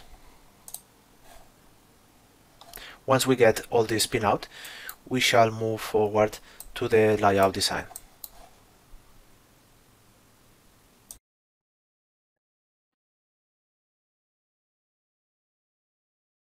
Well, following the prior steps, we must copy all these pinout that must be inserted to our prototype Make sure that the GPIO pins are connected correctly in the correct order, but above all, that the supply pins are connected, because this will be a key aspect to ensure that the system is used in the best way possible.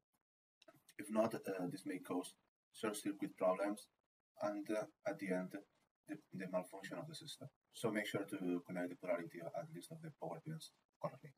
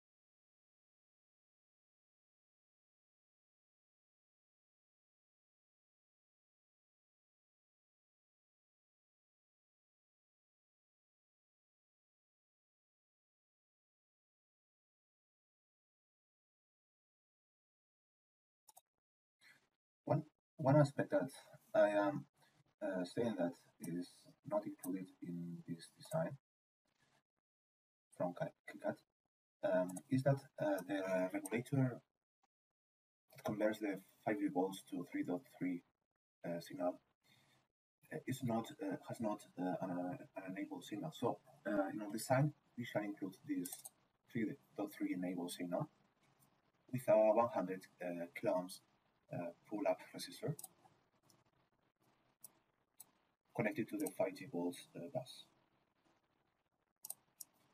This may be a good option. Let's move this level here, okay. And now let's find 100 kilo ohms resistor, just like this one.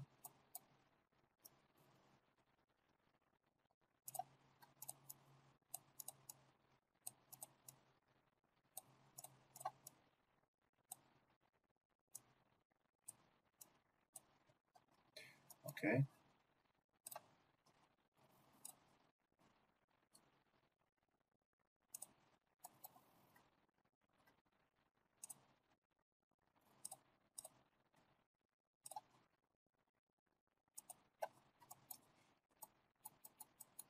And the enable signal, which is attached to the 37 pin.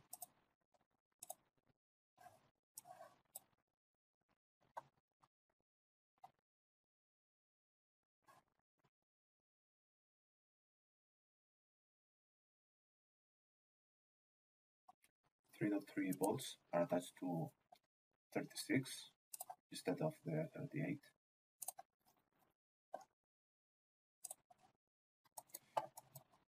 Thirty-eight is a ground signal.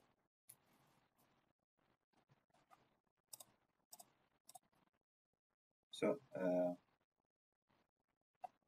from this point we can continue.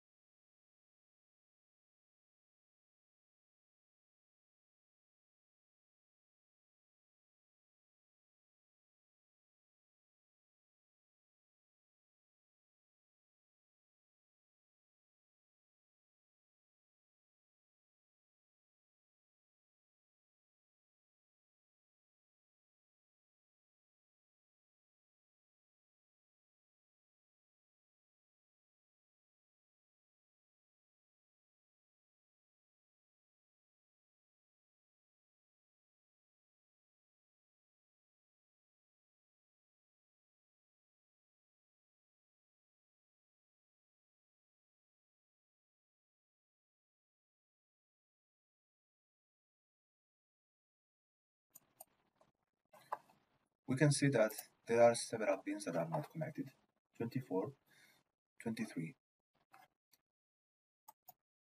and all these pins that must be labeled but are connected to the pinout. The reason why 24 and 23 are not connected is because 23, for example, is used to adjust the ripple, but we have no option using the regulator, so this is not an option for us. GPIO 23 should be left unconnected, and the 24th pin, I don't see it right now, but it was not used in our case. Let's see for what reason. Oh, here it is. We don't have this value right now.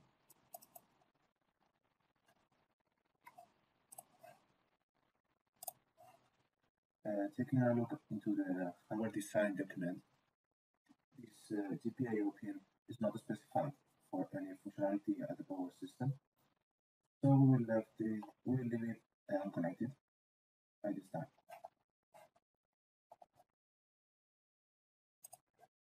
So let's unconnect those pins.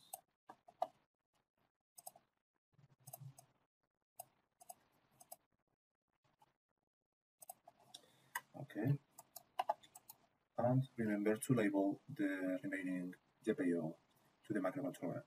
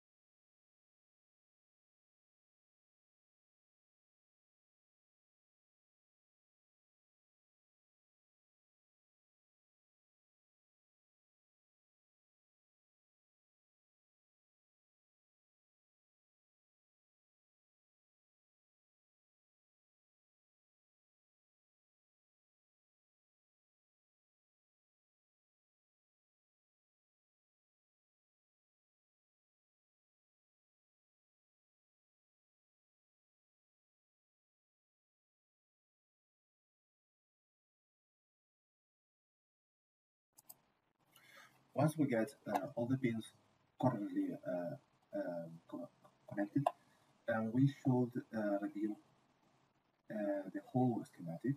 For example, trying to focus on the pins that are not connected, or trying to find any issue. For example, this ground signal should be attached to the 57 pin, and the 48 pin. The 48 pin should be connected as I see to the 49.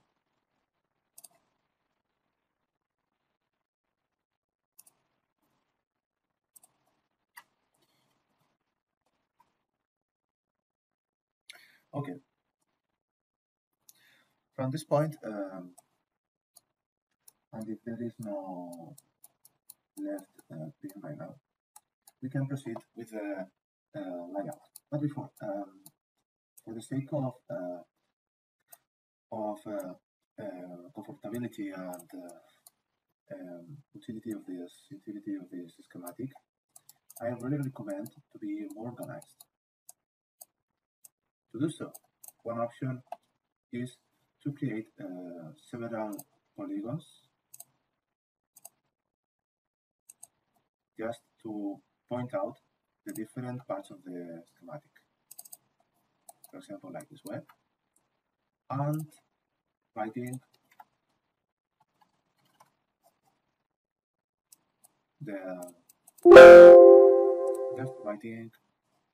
the type of circuit that we are referring to. For example, this the header. For the LED indicator is very obvious, but you know, this is a plus that will give us a lot of help to review the schematic afterwards. So it's a good option to have our work easier done.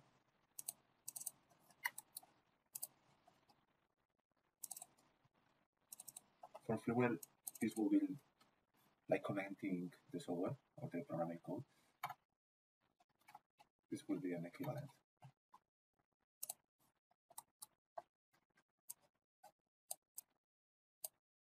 Drag the components as you desire so.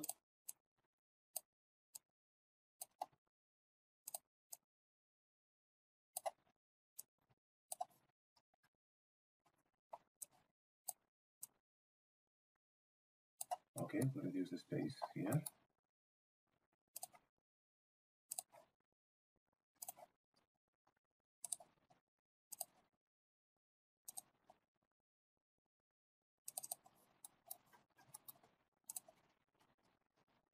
This may be power.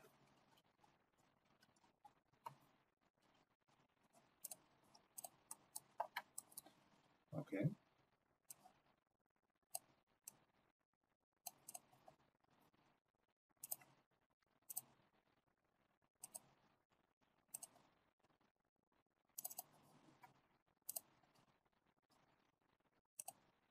Flashwood.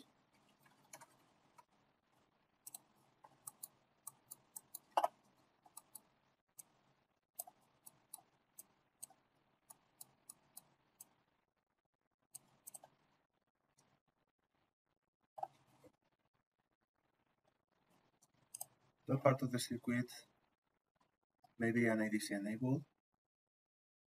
It was a liquid part of the circuit, so it was a liquid circuit. Let's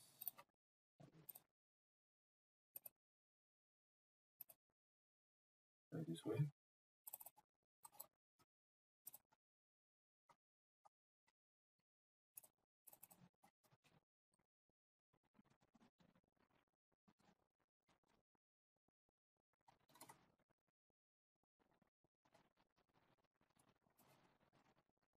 ADC. Liquid circuit.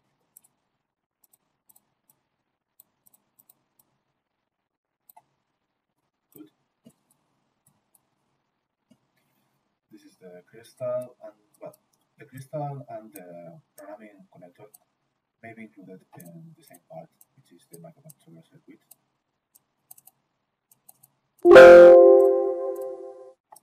As it is very obvious, we can keep the microcontroller circuit without a square area, because well, you know, it's the central part of the schematic and it's not essential.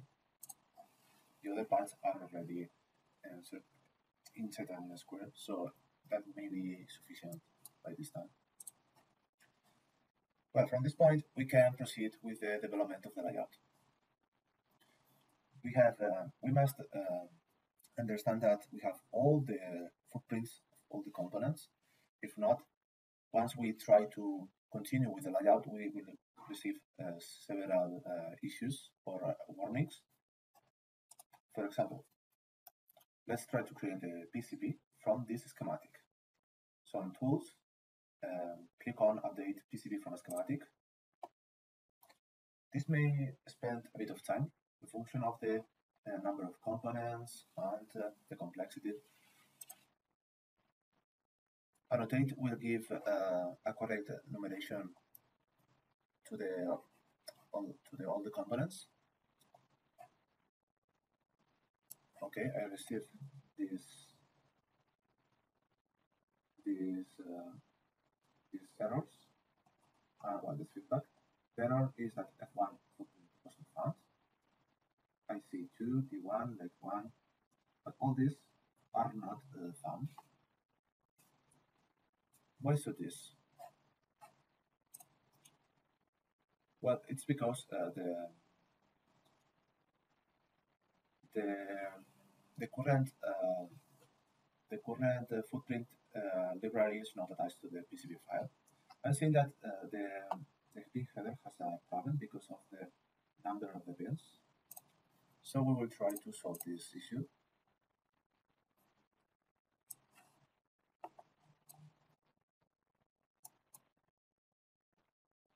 These are the pins that are used right now. We see that this programming connector is very big. We may change it. We'll find an alternative. But no problem right now. We must proceed by configuring the footprint library. So I will add the footprint specific path.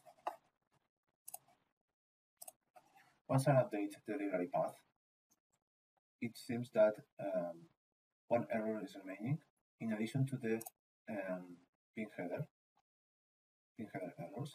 Let's focus on this F1 footprint that is not found.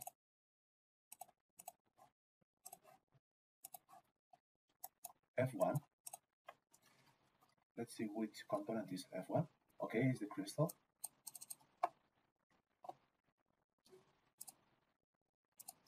It says that this footprint is not file.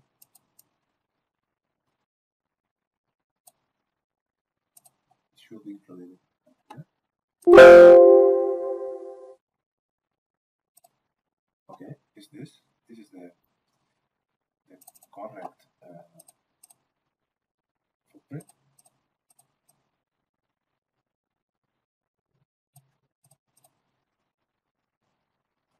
Let's cancel.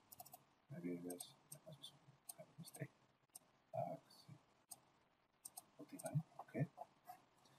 This seems to be a mistake from the library. Okay. And now, after changing that value, we can update it again. And we see no error. But once I click on update, it will give me the 20 errors from the pin header because there are 20 pins.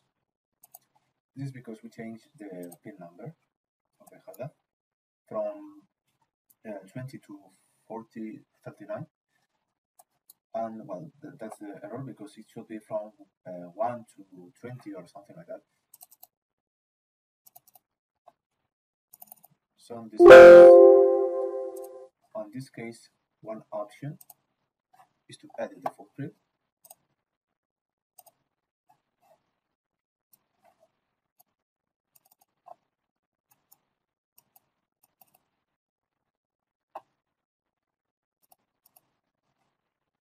'21, just like the same way. 22.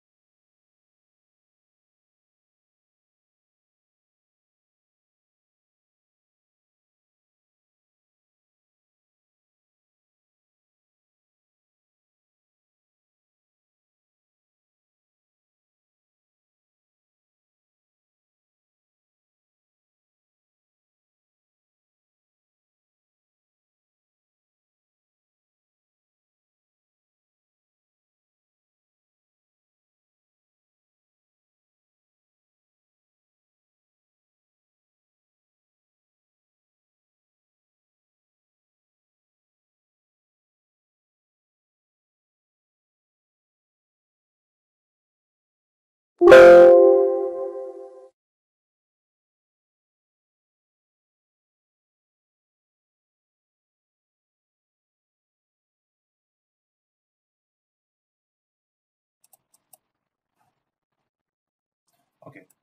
J4 header is updated.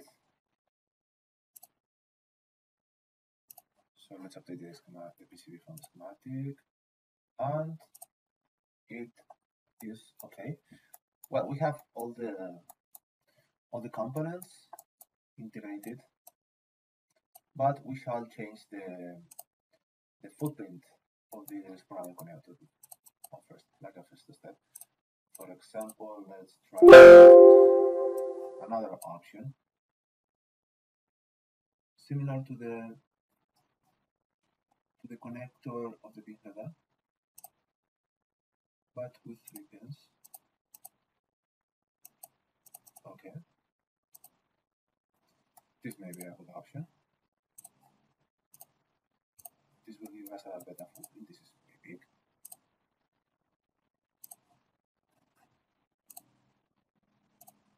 And now we have it. Okay. From this point, we will start with the routing. These 2 headers will be the last steps. So let's move them. Let's focus on the most important part of the circuit, the microcontroller.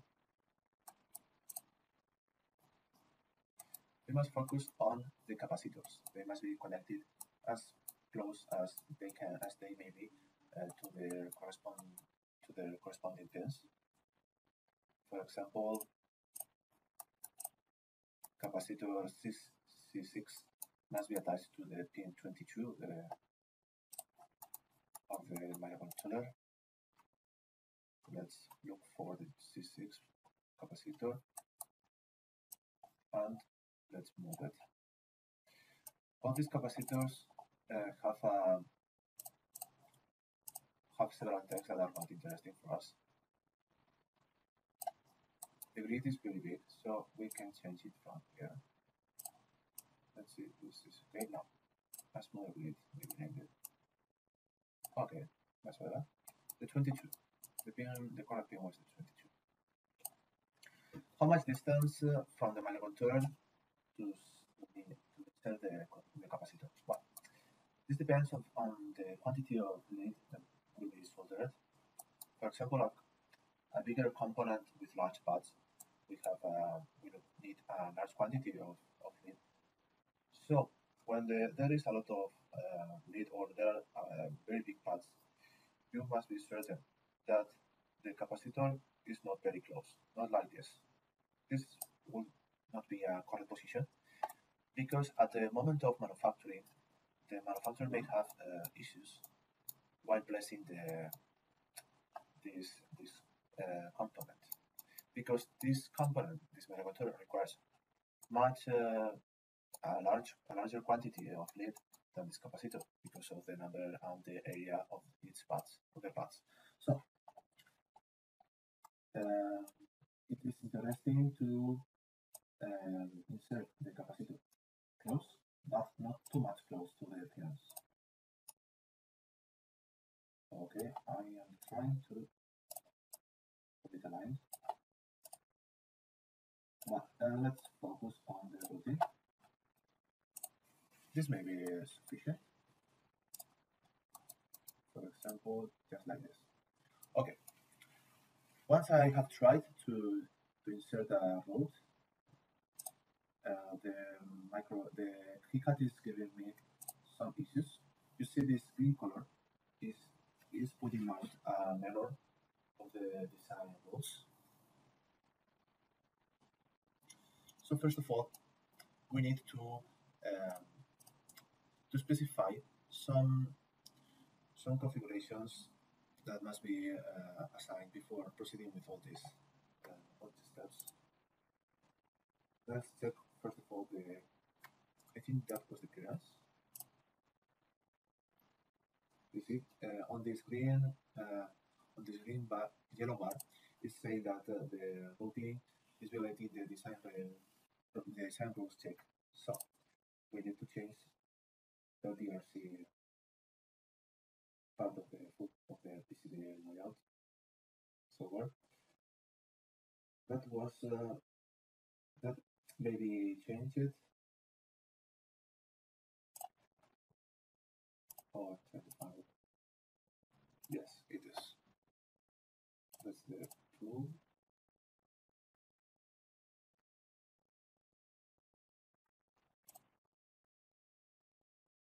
No, it's not necessary.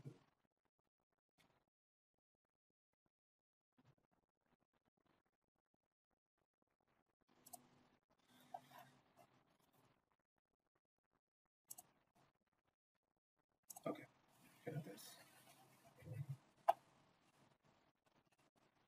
But there are a lot of configuration values that must be controlled.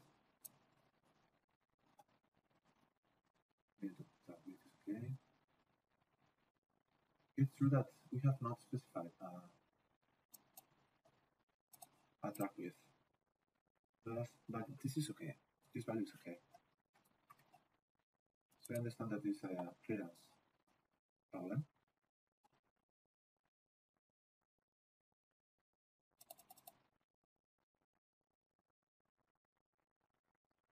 But I see that this the minimum clearance is all.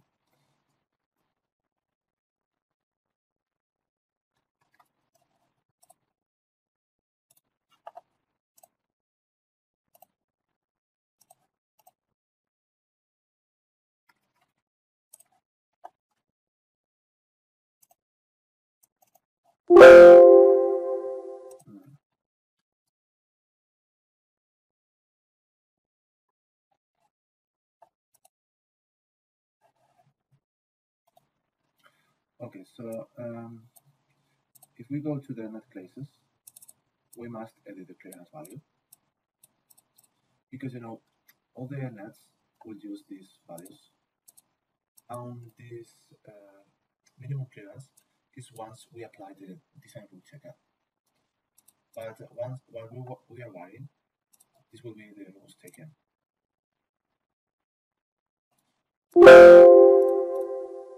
I will change the track width to 1.2 millimeters. Okay, it's quite the same width of the pin. Well, this will be the same for the rest of the components. So to work in a properly manner, I will see the schematic at the same time. So let's focus on the remaining capacitors that are attached to the microcontroller.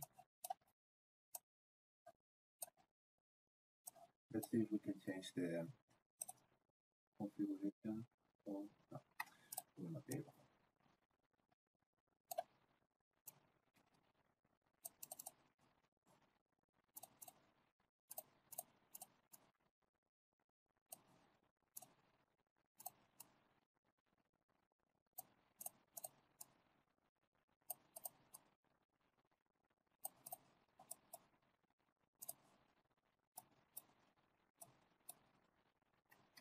I recommend to do not connect the components while positioning them. So first of all, just try to put the components that are interconnected as much close as you can, and leave the routing step as like a last step. Not try to connect while putting them in the correct position. Because, for example, if I start putting the capacitors like this way, I may need this area to connect to route this programming pins. So may intersect. That's a key aspect that we must control. So, like a first step, just try to move the components as much close as it may be to the components that must be interconnected with them. For example, I see that these are the 20 and 21 are the pins for the crystal. The crystal must be very close to always to the microcontroller. It's a very big crystal. so much big that we may think that to change this crystal model. It's quite big. We have the option to see a 3D view. Let's see this one. Okay. Well, let's give it a try.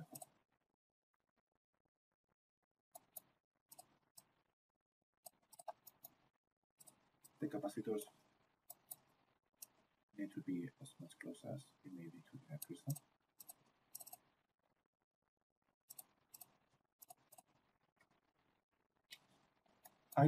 Another thing that I do not recommend is to move this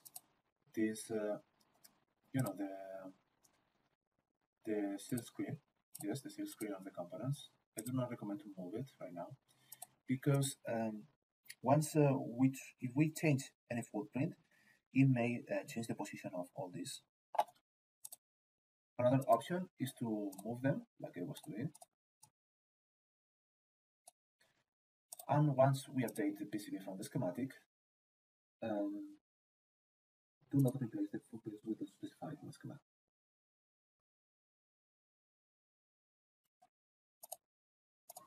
So as you see, these do not change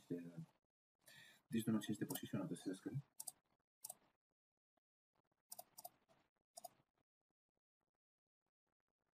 That may be a good option.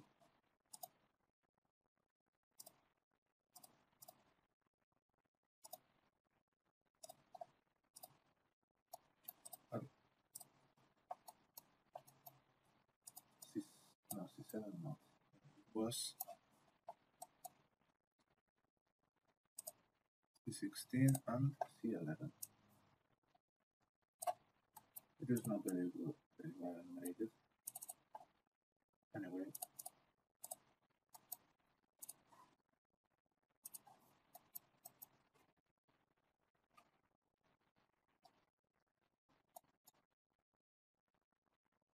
C15, which is a 100 nanofarad capacitor, should be attached to the pin 33.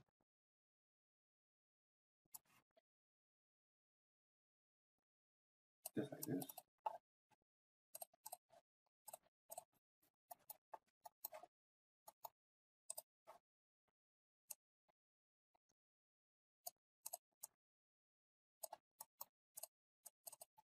C14 must be attached to the 42 pin.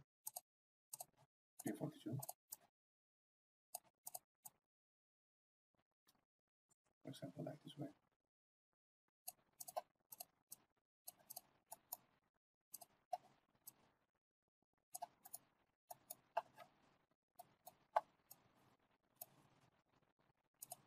Pin 43 has attached several components.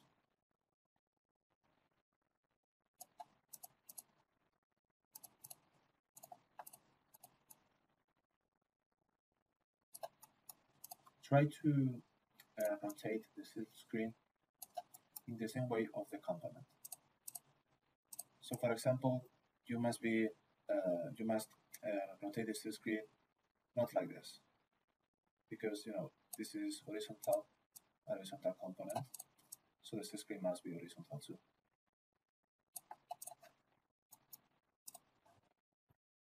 R6 and R7.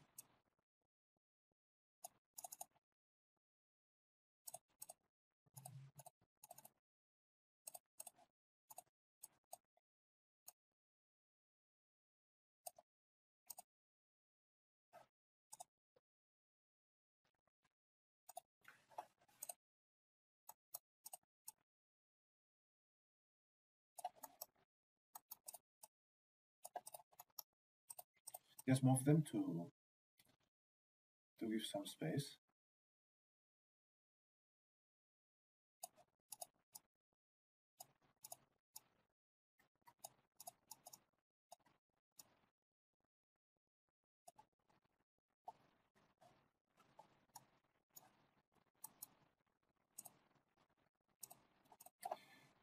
We can focus on the pins. If you Control key plus the left button, you can see the net. So that the paths that use the same net are lighted, for example, like this way. So we know that we will look like this. We will set that look like this, connecting this capacitor, this resistor, and we see that this may be a good configuration. Very simple configuration. Well, this is the first. These are the first steps for the layout design. We will continue with the remaining components, but all of them will be the same.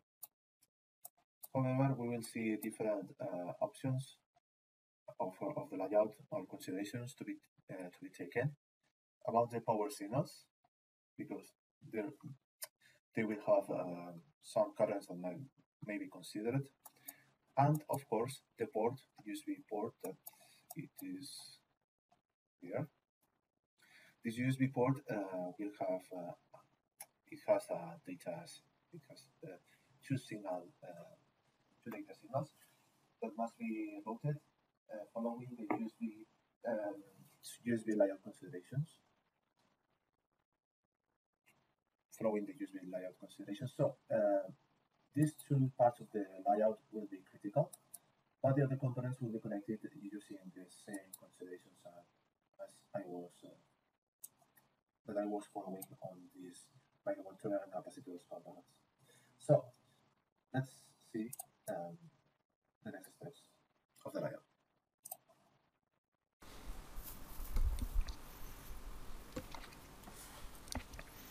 Very well. At this point, I will try to place the remaining components. So I will try to do it as fast as I can, because this is a very repetitive task.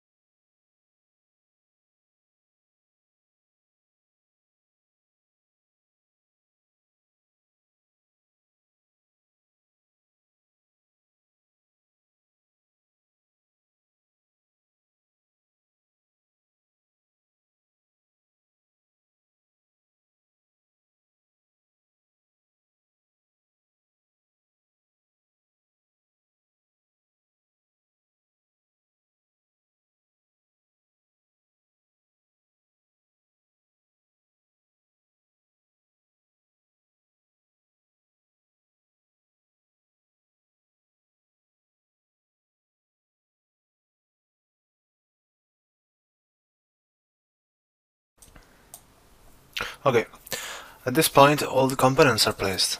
Now I will start with the routing of all the signals.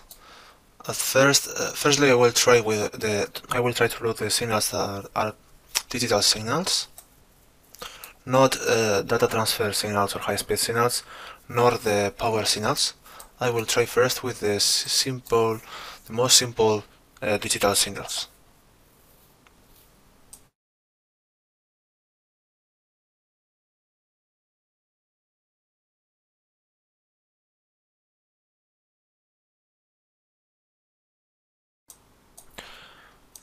For all these values, I recommend to use the custom, not the custom, the default value that is specified on KiCad.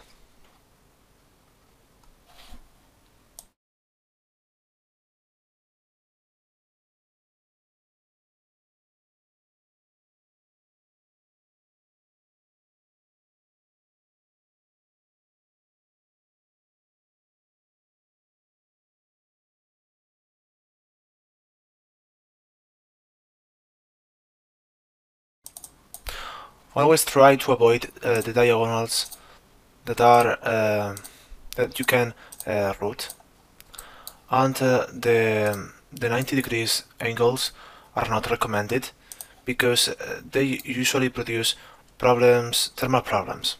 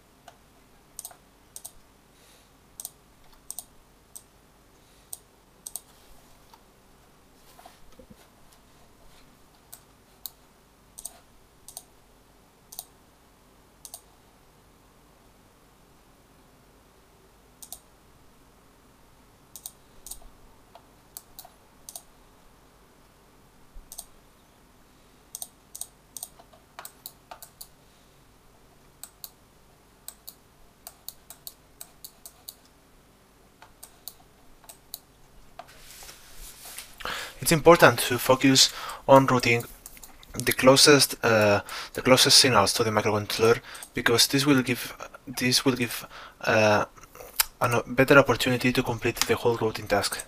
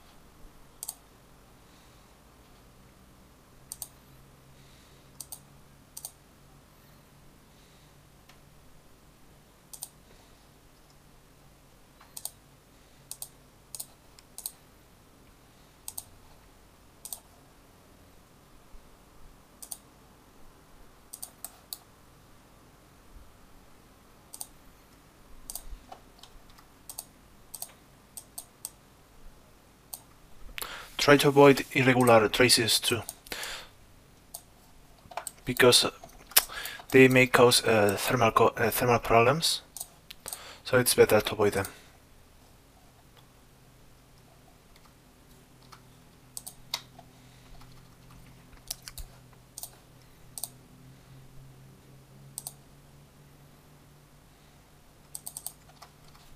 Okay, I'm going to place a first via right here.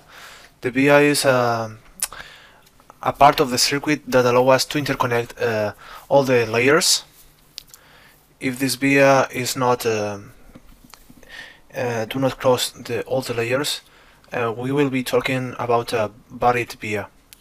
But a simple via will let us to connect all the layers. For example, if this board has 2 layers, it will give us the opportunity to connect a signal included in the bottom layer with a signal included in the top layer. I really recommend to adapt the via to the track width. For example, if we're using a track width of 0.2 millimeters, I recommend to use a via with an inner hole of 0.2 millimeters. So for example, I'm going to create a size.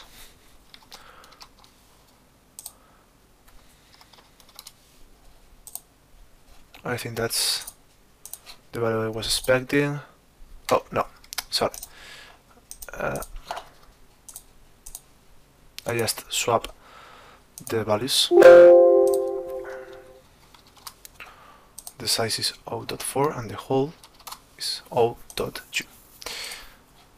Now, much better. This is okay because we will cross all the signals using the bottom layer to connect the run digital signal.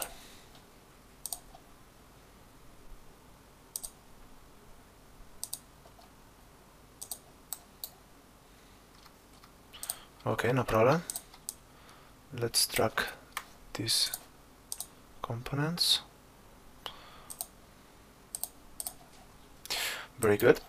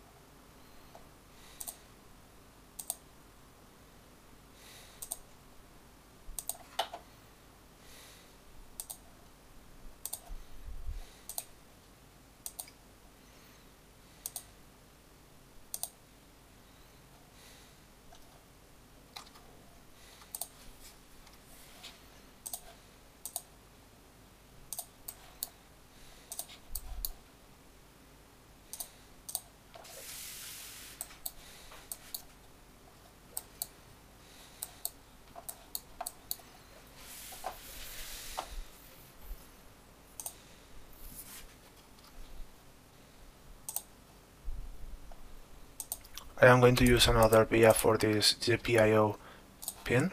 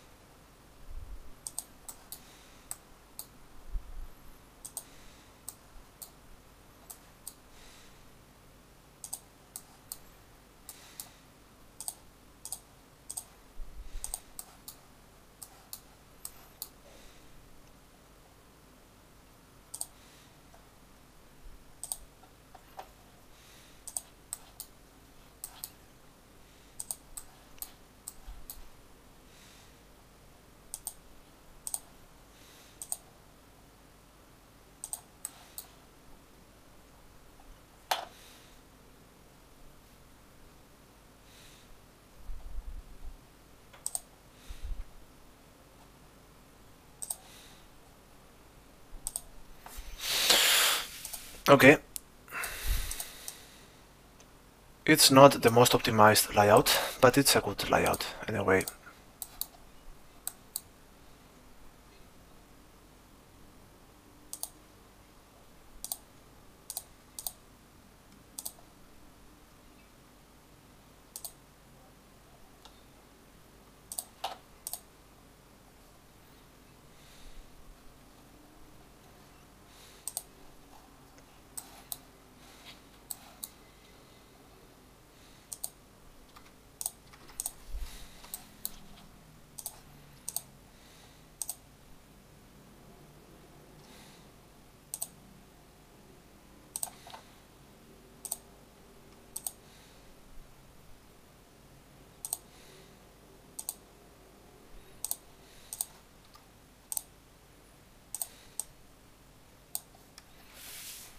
You can move the segments of all the tags.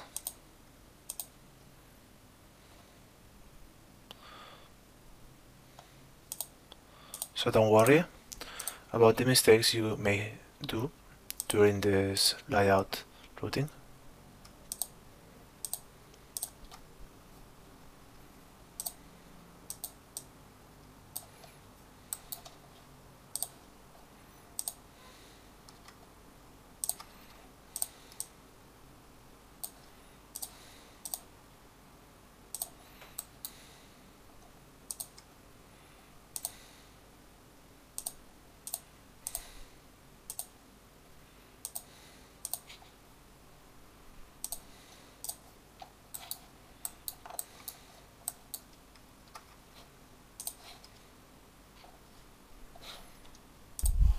Okay, let's continue with the other part.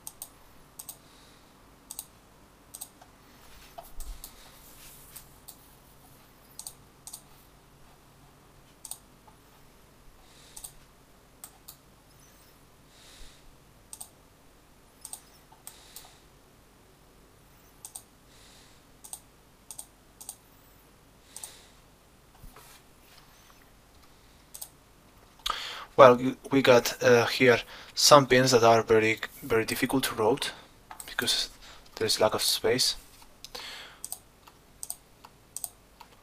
Let's try to give them a bit more space.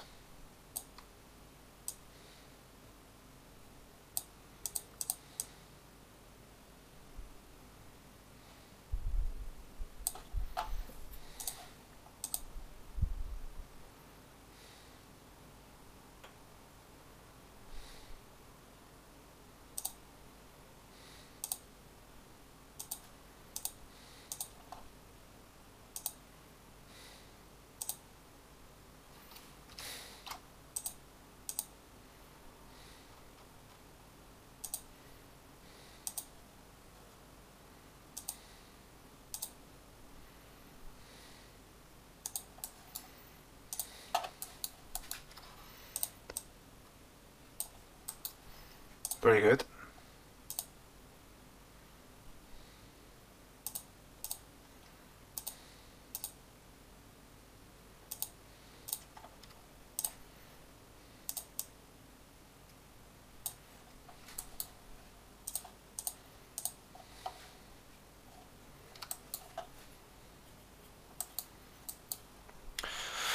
Okay, we are going to try to route the high-speed signals of the USB.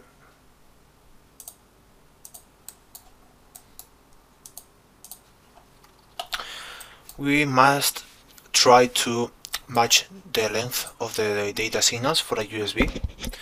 For example, right here,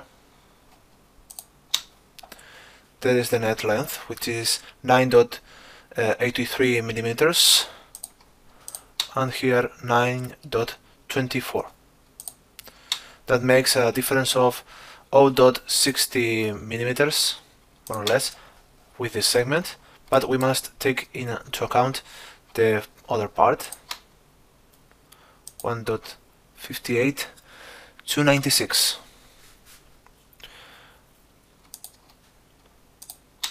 Okay, this is 0.6 bigger, DM is bigger, 0.6 millimeters, and in the part of the resistor, DM is around 1.4 less longer than DP, so that makes around .4 minus 1.4 minus 0.6, that makes 0.8 millimeters. It's not too much difference, but let's get this DM signal a bit longer. For example, to do so, we may tune the length of a single track.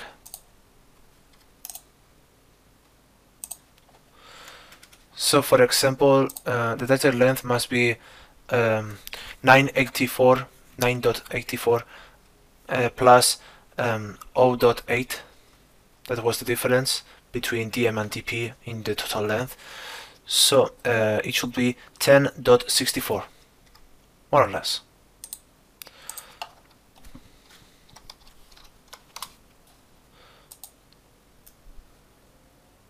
Okay, and with difference,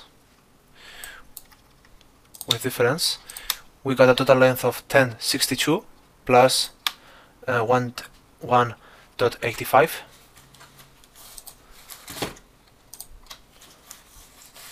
Well, that makes 12.1 more or less, and the DP 9.24 and 2.96. A recommendation, for example, when we have a large quantity of nets, is to create some sort of calc file or Excel, etc. Because it's difficult to keep all the numbers. For example, with a high-speed 3.0 signal, you may have around 3 pairs of data signals. That makes 6 digital tracks that must match. Well, that you must calculate the total length. So, for example, 10.62 plus 1.85, that makes 12.2. 9.24 plus 0.96, 12.2. So the distance, both values are equal, more or less. Hence, any problem about the speed, any problem about the USB data transfer must be expected.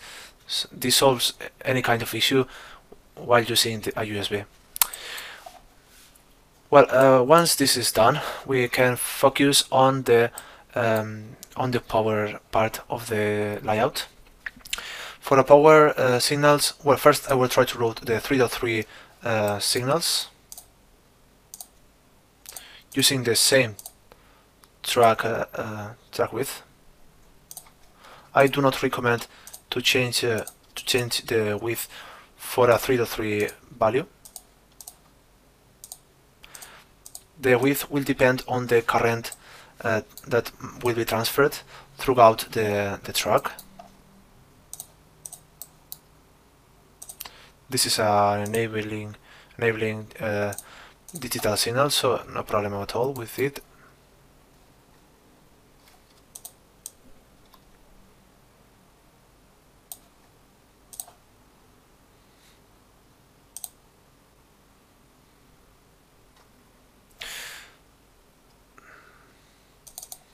I will choose a VR right here.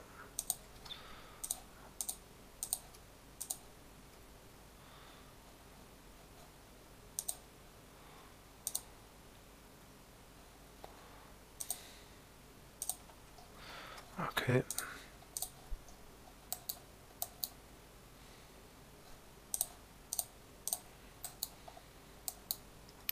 Now let's try to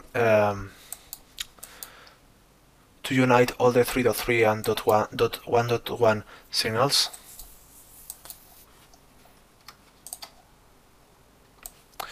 This may be a bit difficult to do.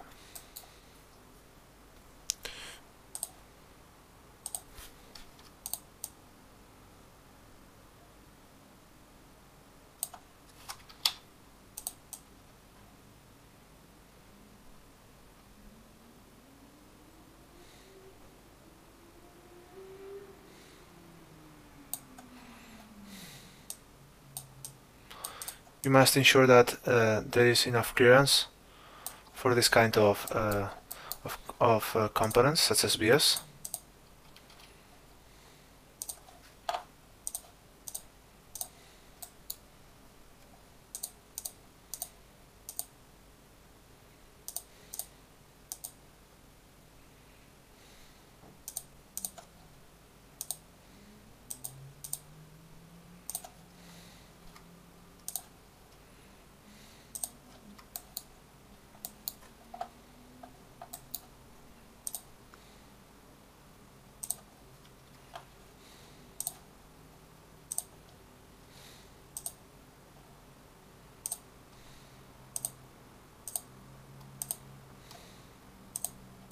Be careful with the routing of signals that are too close to the ground path of a regulator, because it's a too noisy place to route.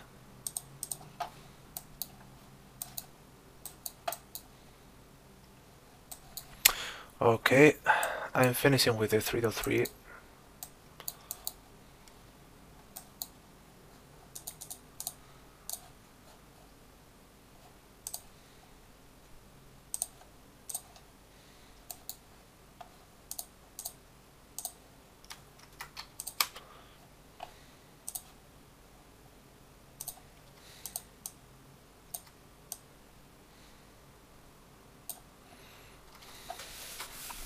Okay.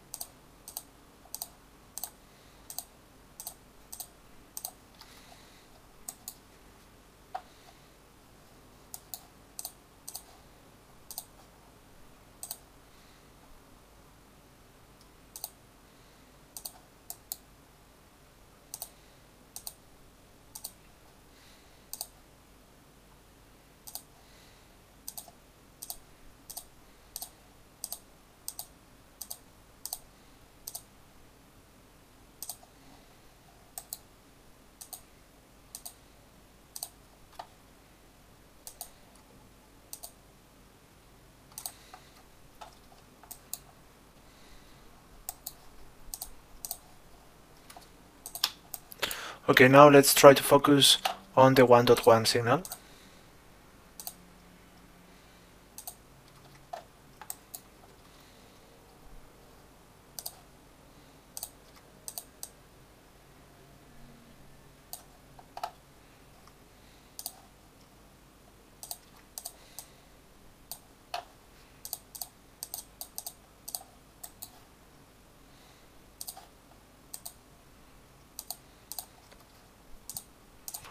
Another option would be to interconnect this 1.1 signal below the microcontroller, but I prefer to do not so, because it's not a very good practice, and it's better to avoid do that. Just do it if you have no other option, but I really recommend to do not route any this signal that is not ground below any device. Okay, mainly if it's a microcontroller, of course.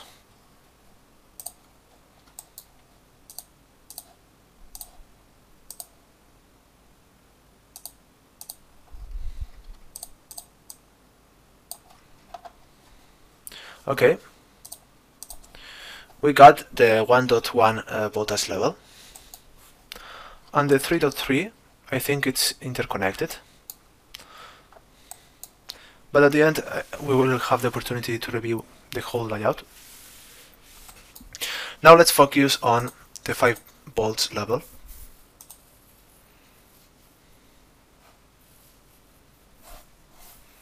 To do so, I recommend to use maybe, I don't know, let's test some values. The double of the digital width may be a good example.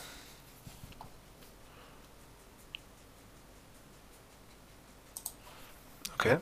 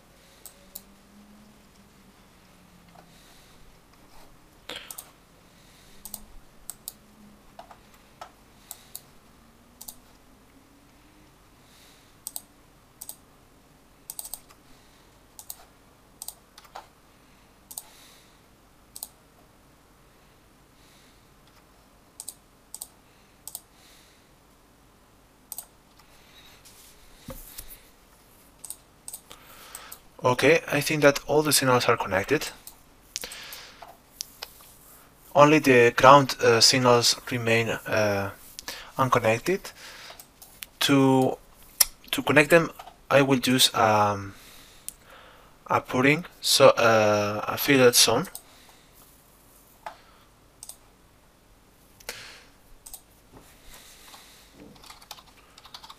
Okay, let's give it a priority value. This will allow us to cover the whole board with the same signal, which is obviously ground.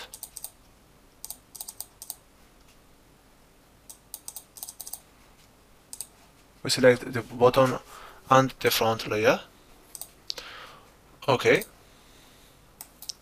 As you can see, there are remaining ground signals to be connected. You can connect the ground signal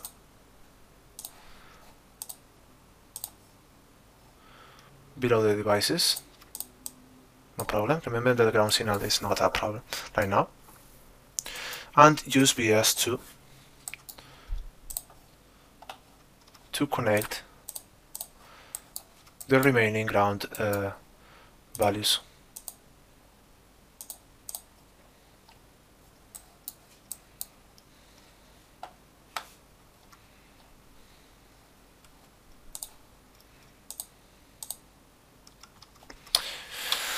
Okay, if you see that there are places below components that remain unconnected, don't worry. You can use VS to connect the ground. It should not give any issue right now.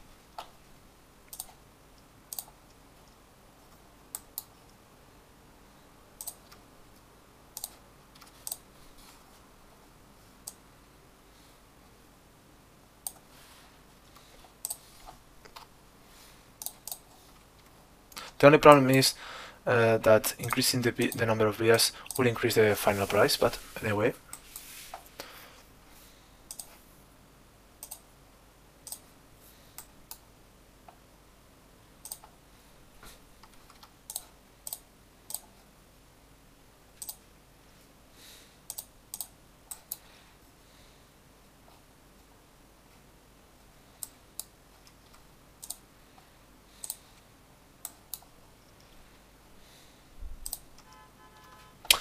Okay, as you can see, there is one unrouted signal,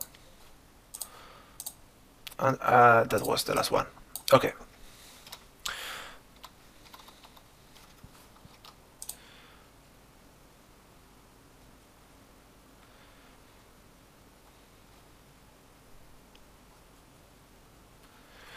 Very good.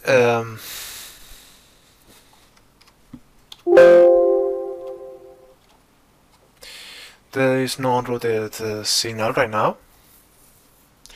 The last part of the layout should be to integrate the edge cuts. So to give we must give a shape to our board. To do so, we must select edge cuts and then start to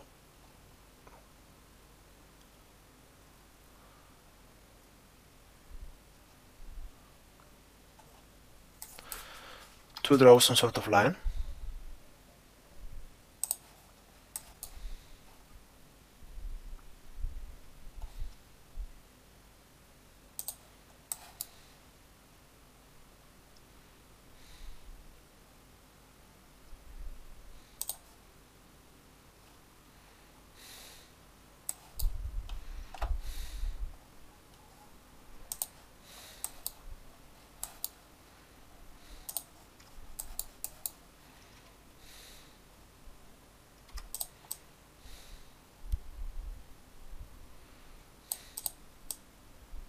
Okay.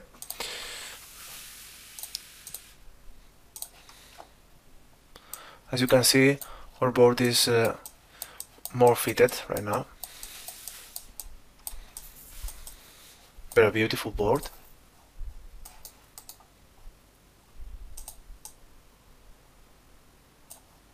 Let's try to adjust it even more.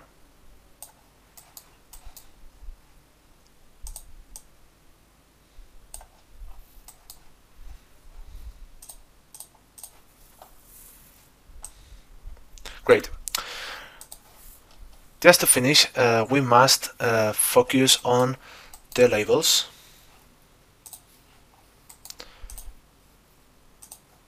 Or in other words, the seal screen. First of all, with this front seal screen. This is just a decorative aspect. Just choose two types of different orientations.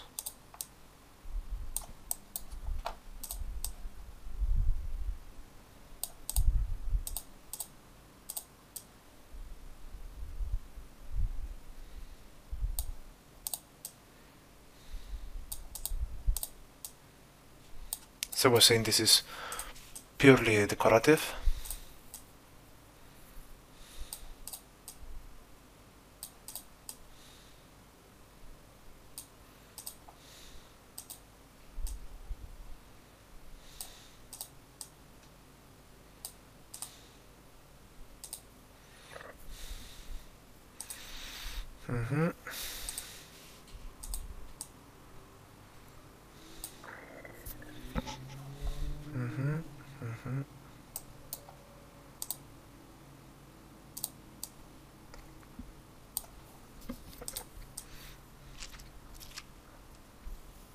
Okay.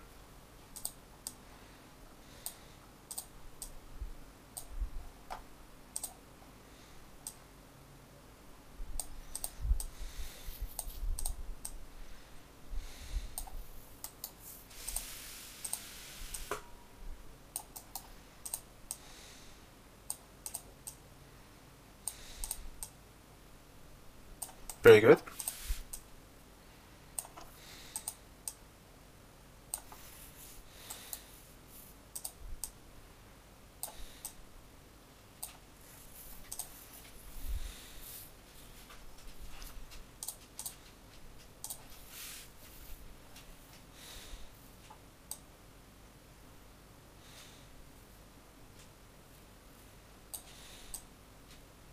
As I was saying at the beginning, not a perfect layout, but a good one.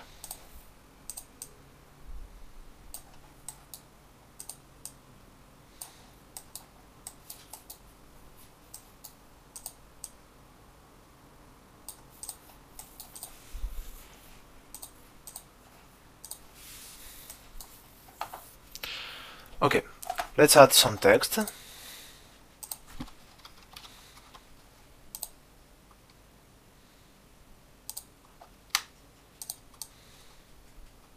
Pico, it's okay. And we must place one last thing that is called position signals or position patterns that are used in assembly processes. Let's see if I can find the correct. Okay.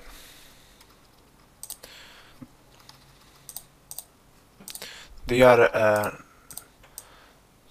referred as fiducial, and they are used for the sake of assembling tasks. We must add it on both layers.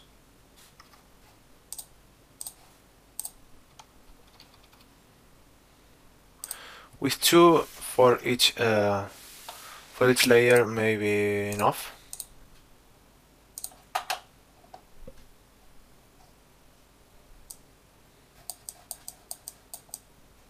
Okay, very good.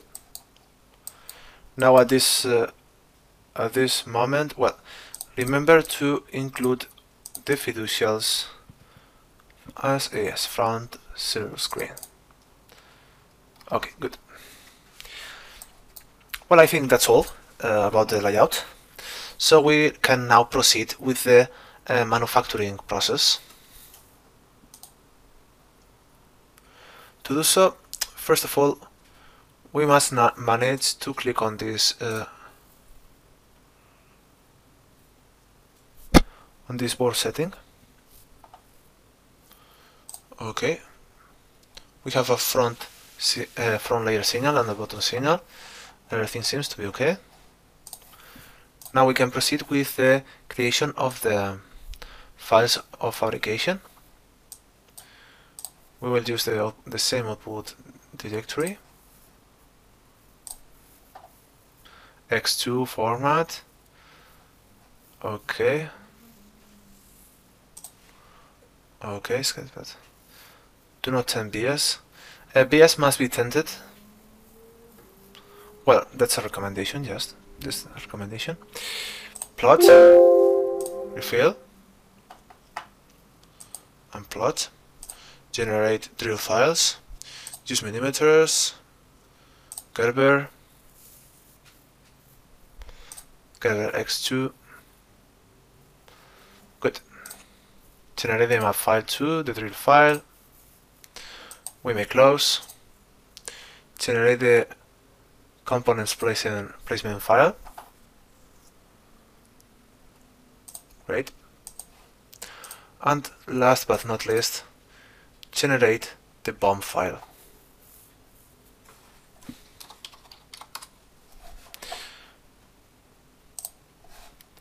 At this point, I really recommend to use a very well-known online tool, that is Octopart.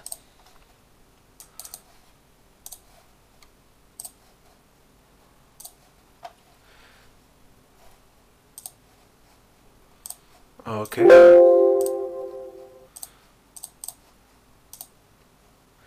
We have the package, the designation. Okay. Let's focus on uploading the Bom file.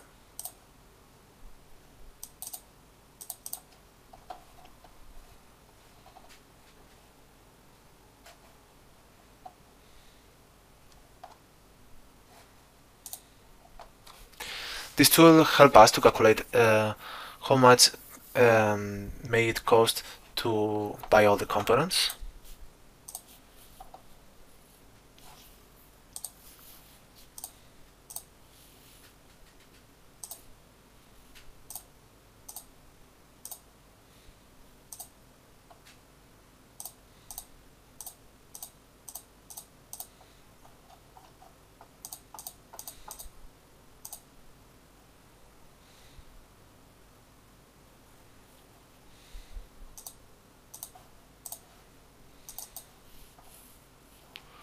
Let's see if this is some sort of mistake.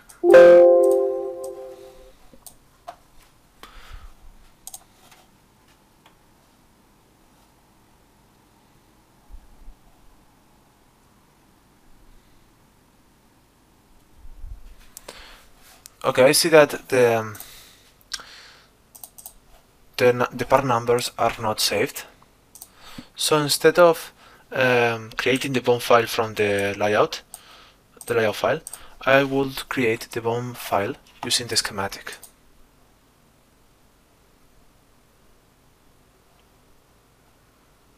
If I remember well, we had this option. Let's see.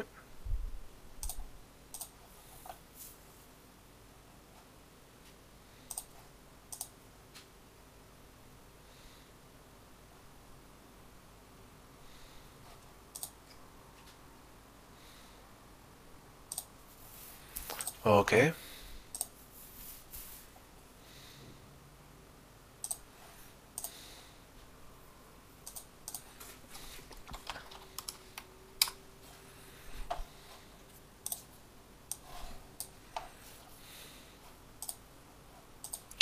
As you can see, this is another kind of Bom file.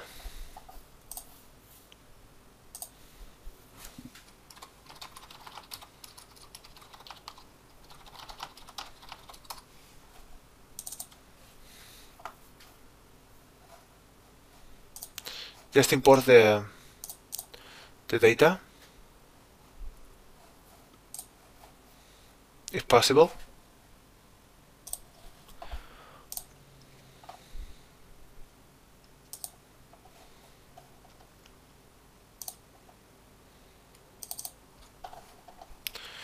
Okay, we can complete all this using the octo part and the schematic.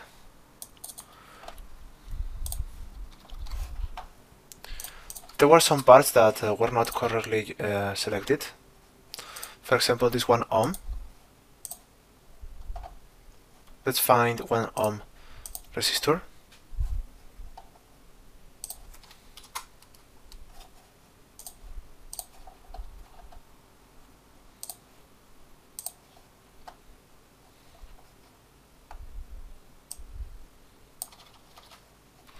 Okay. We got a result. And in query we paste the model.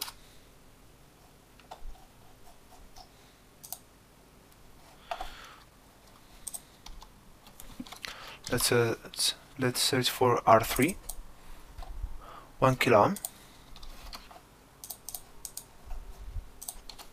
For 1 kilo ohm we got this model.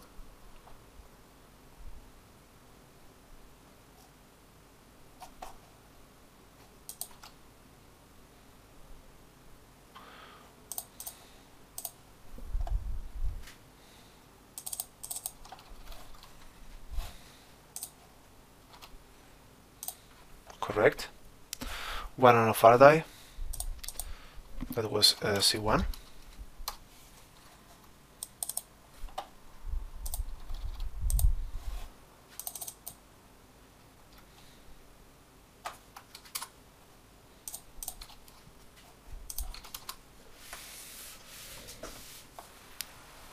One nanofarad, okay.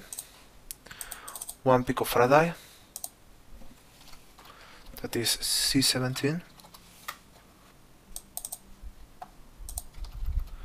We chose this one.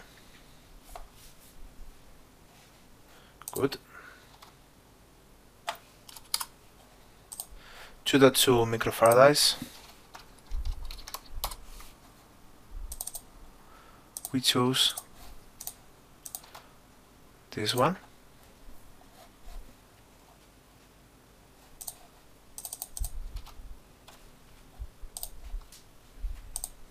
$27 ohms.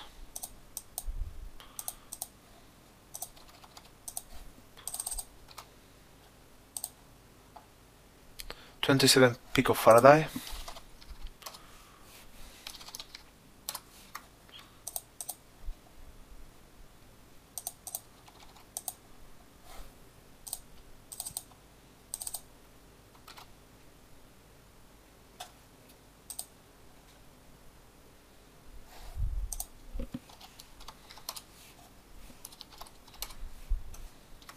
$100 kilo ohms.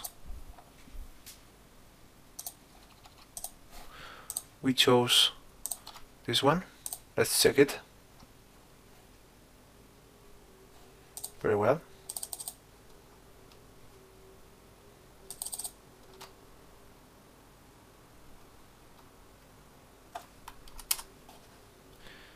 Our C2 100 nanofarads.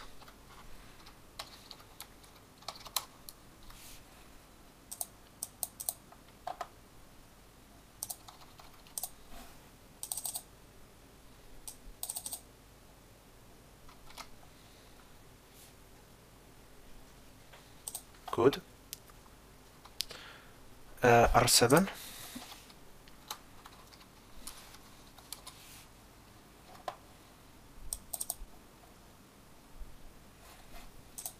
Seems that we must find for 200 ohms.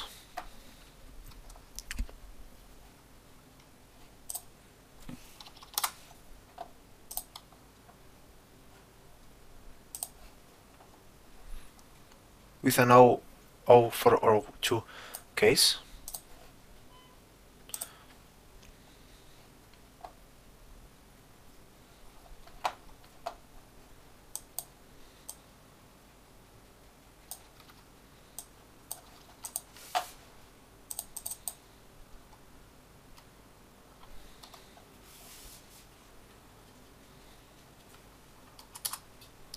R1.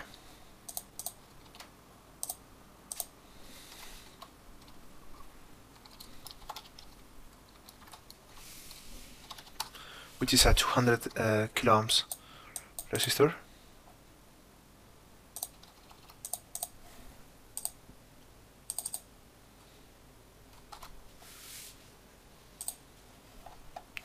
R9.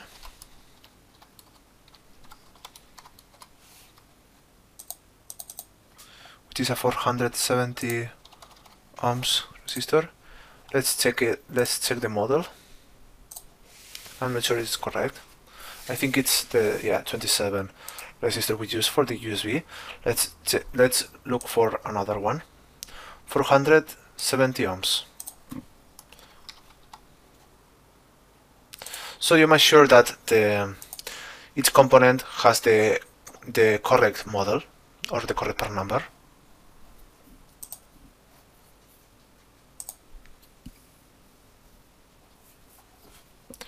Okay, there are a lot of options.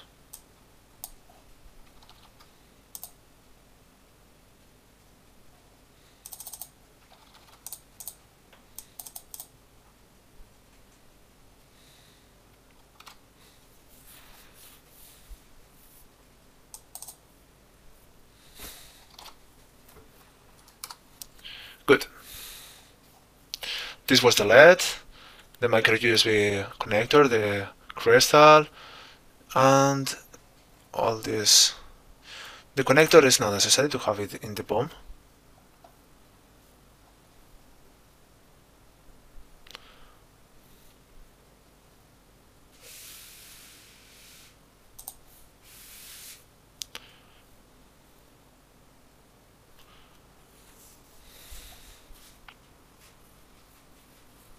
Very good.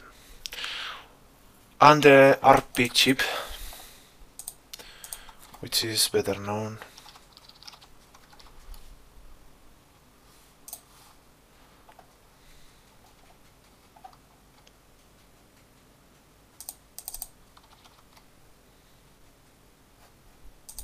There is no stock currently, I think.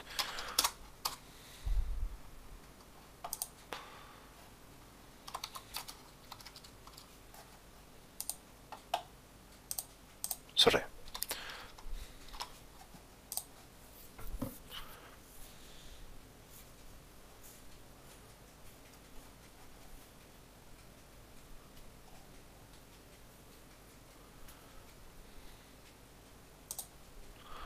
Well, there's options for this one. Anyway, I will add the correct part number.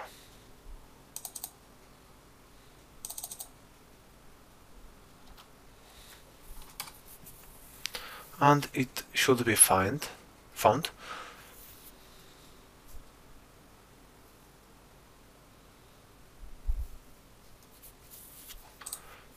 Let's try with another one.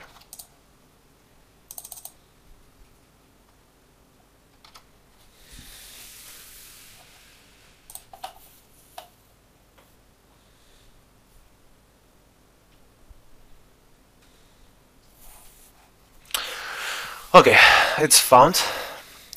Now we got a good bill of materials, so we shall save it. But save it, it's not necessary, but at least, okay, export it may be a good option. Now we got this file.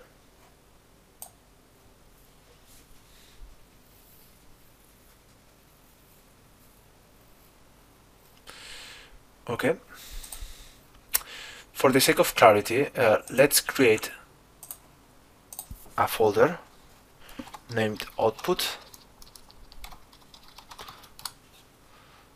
and move all the necessary files from manufacturing.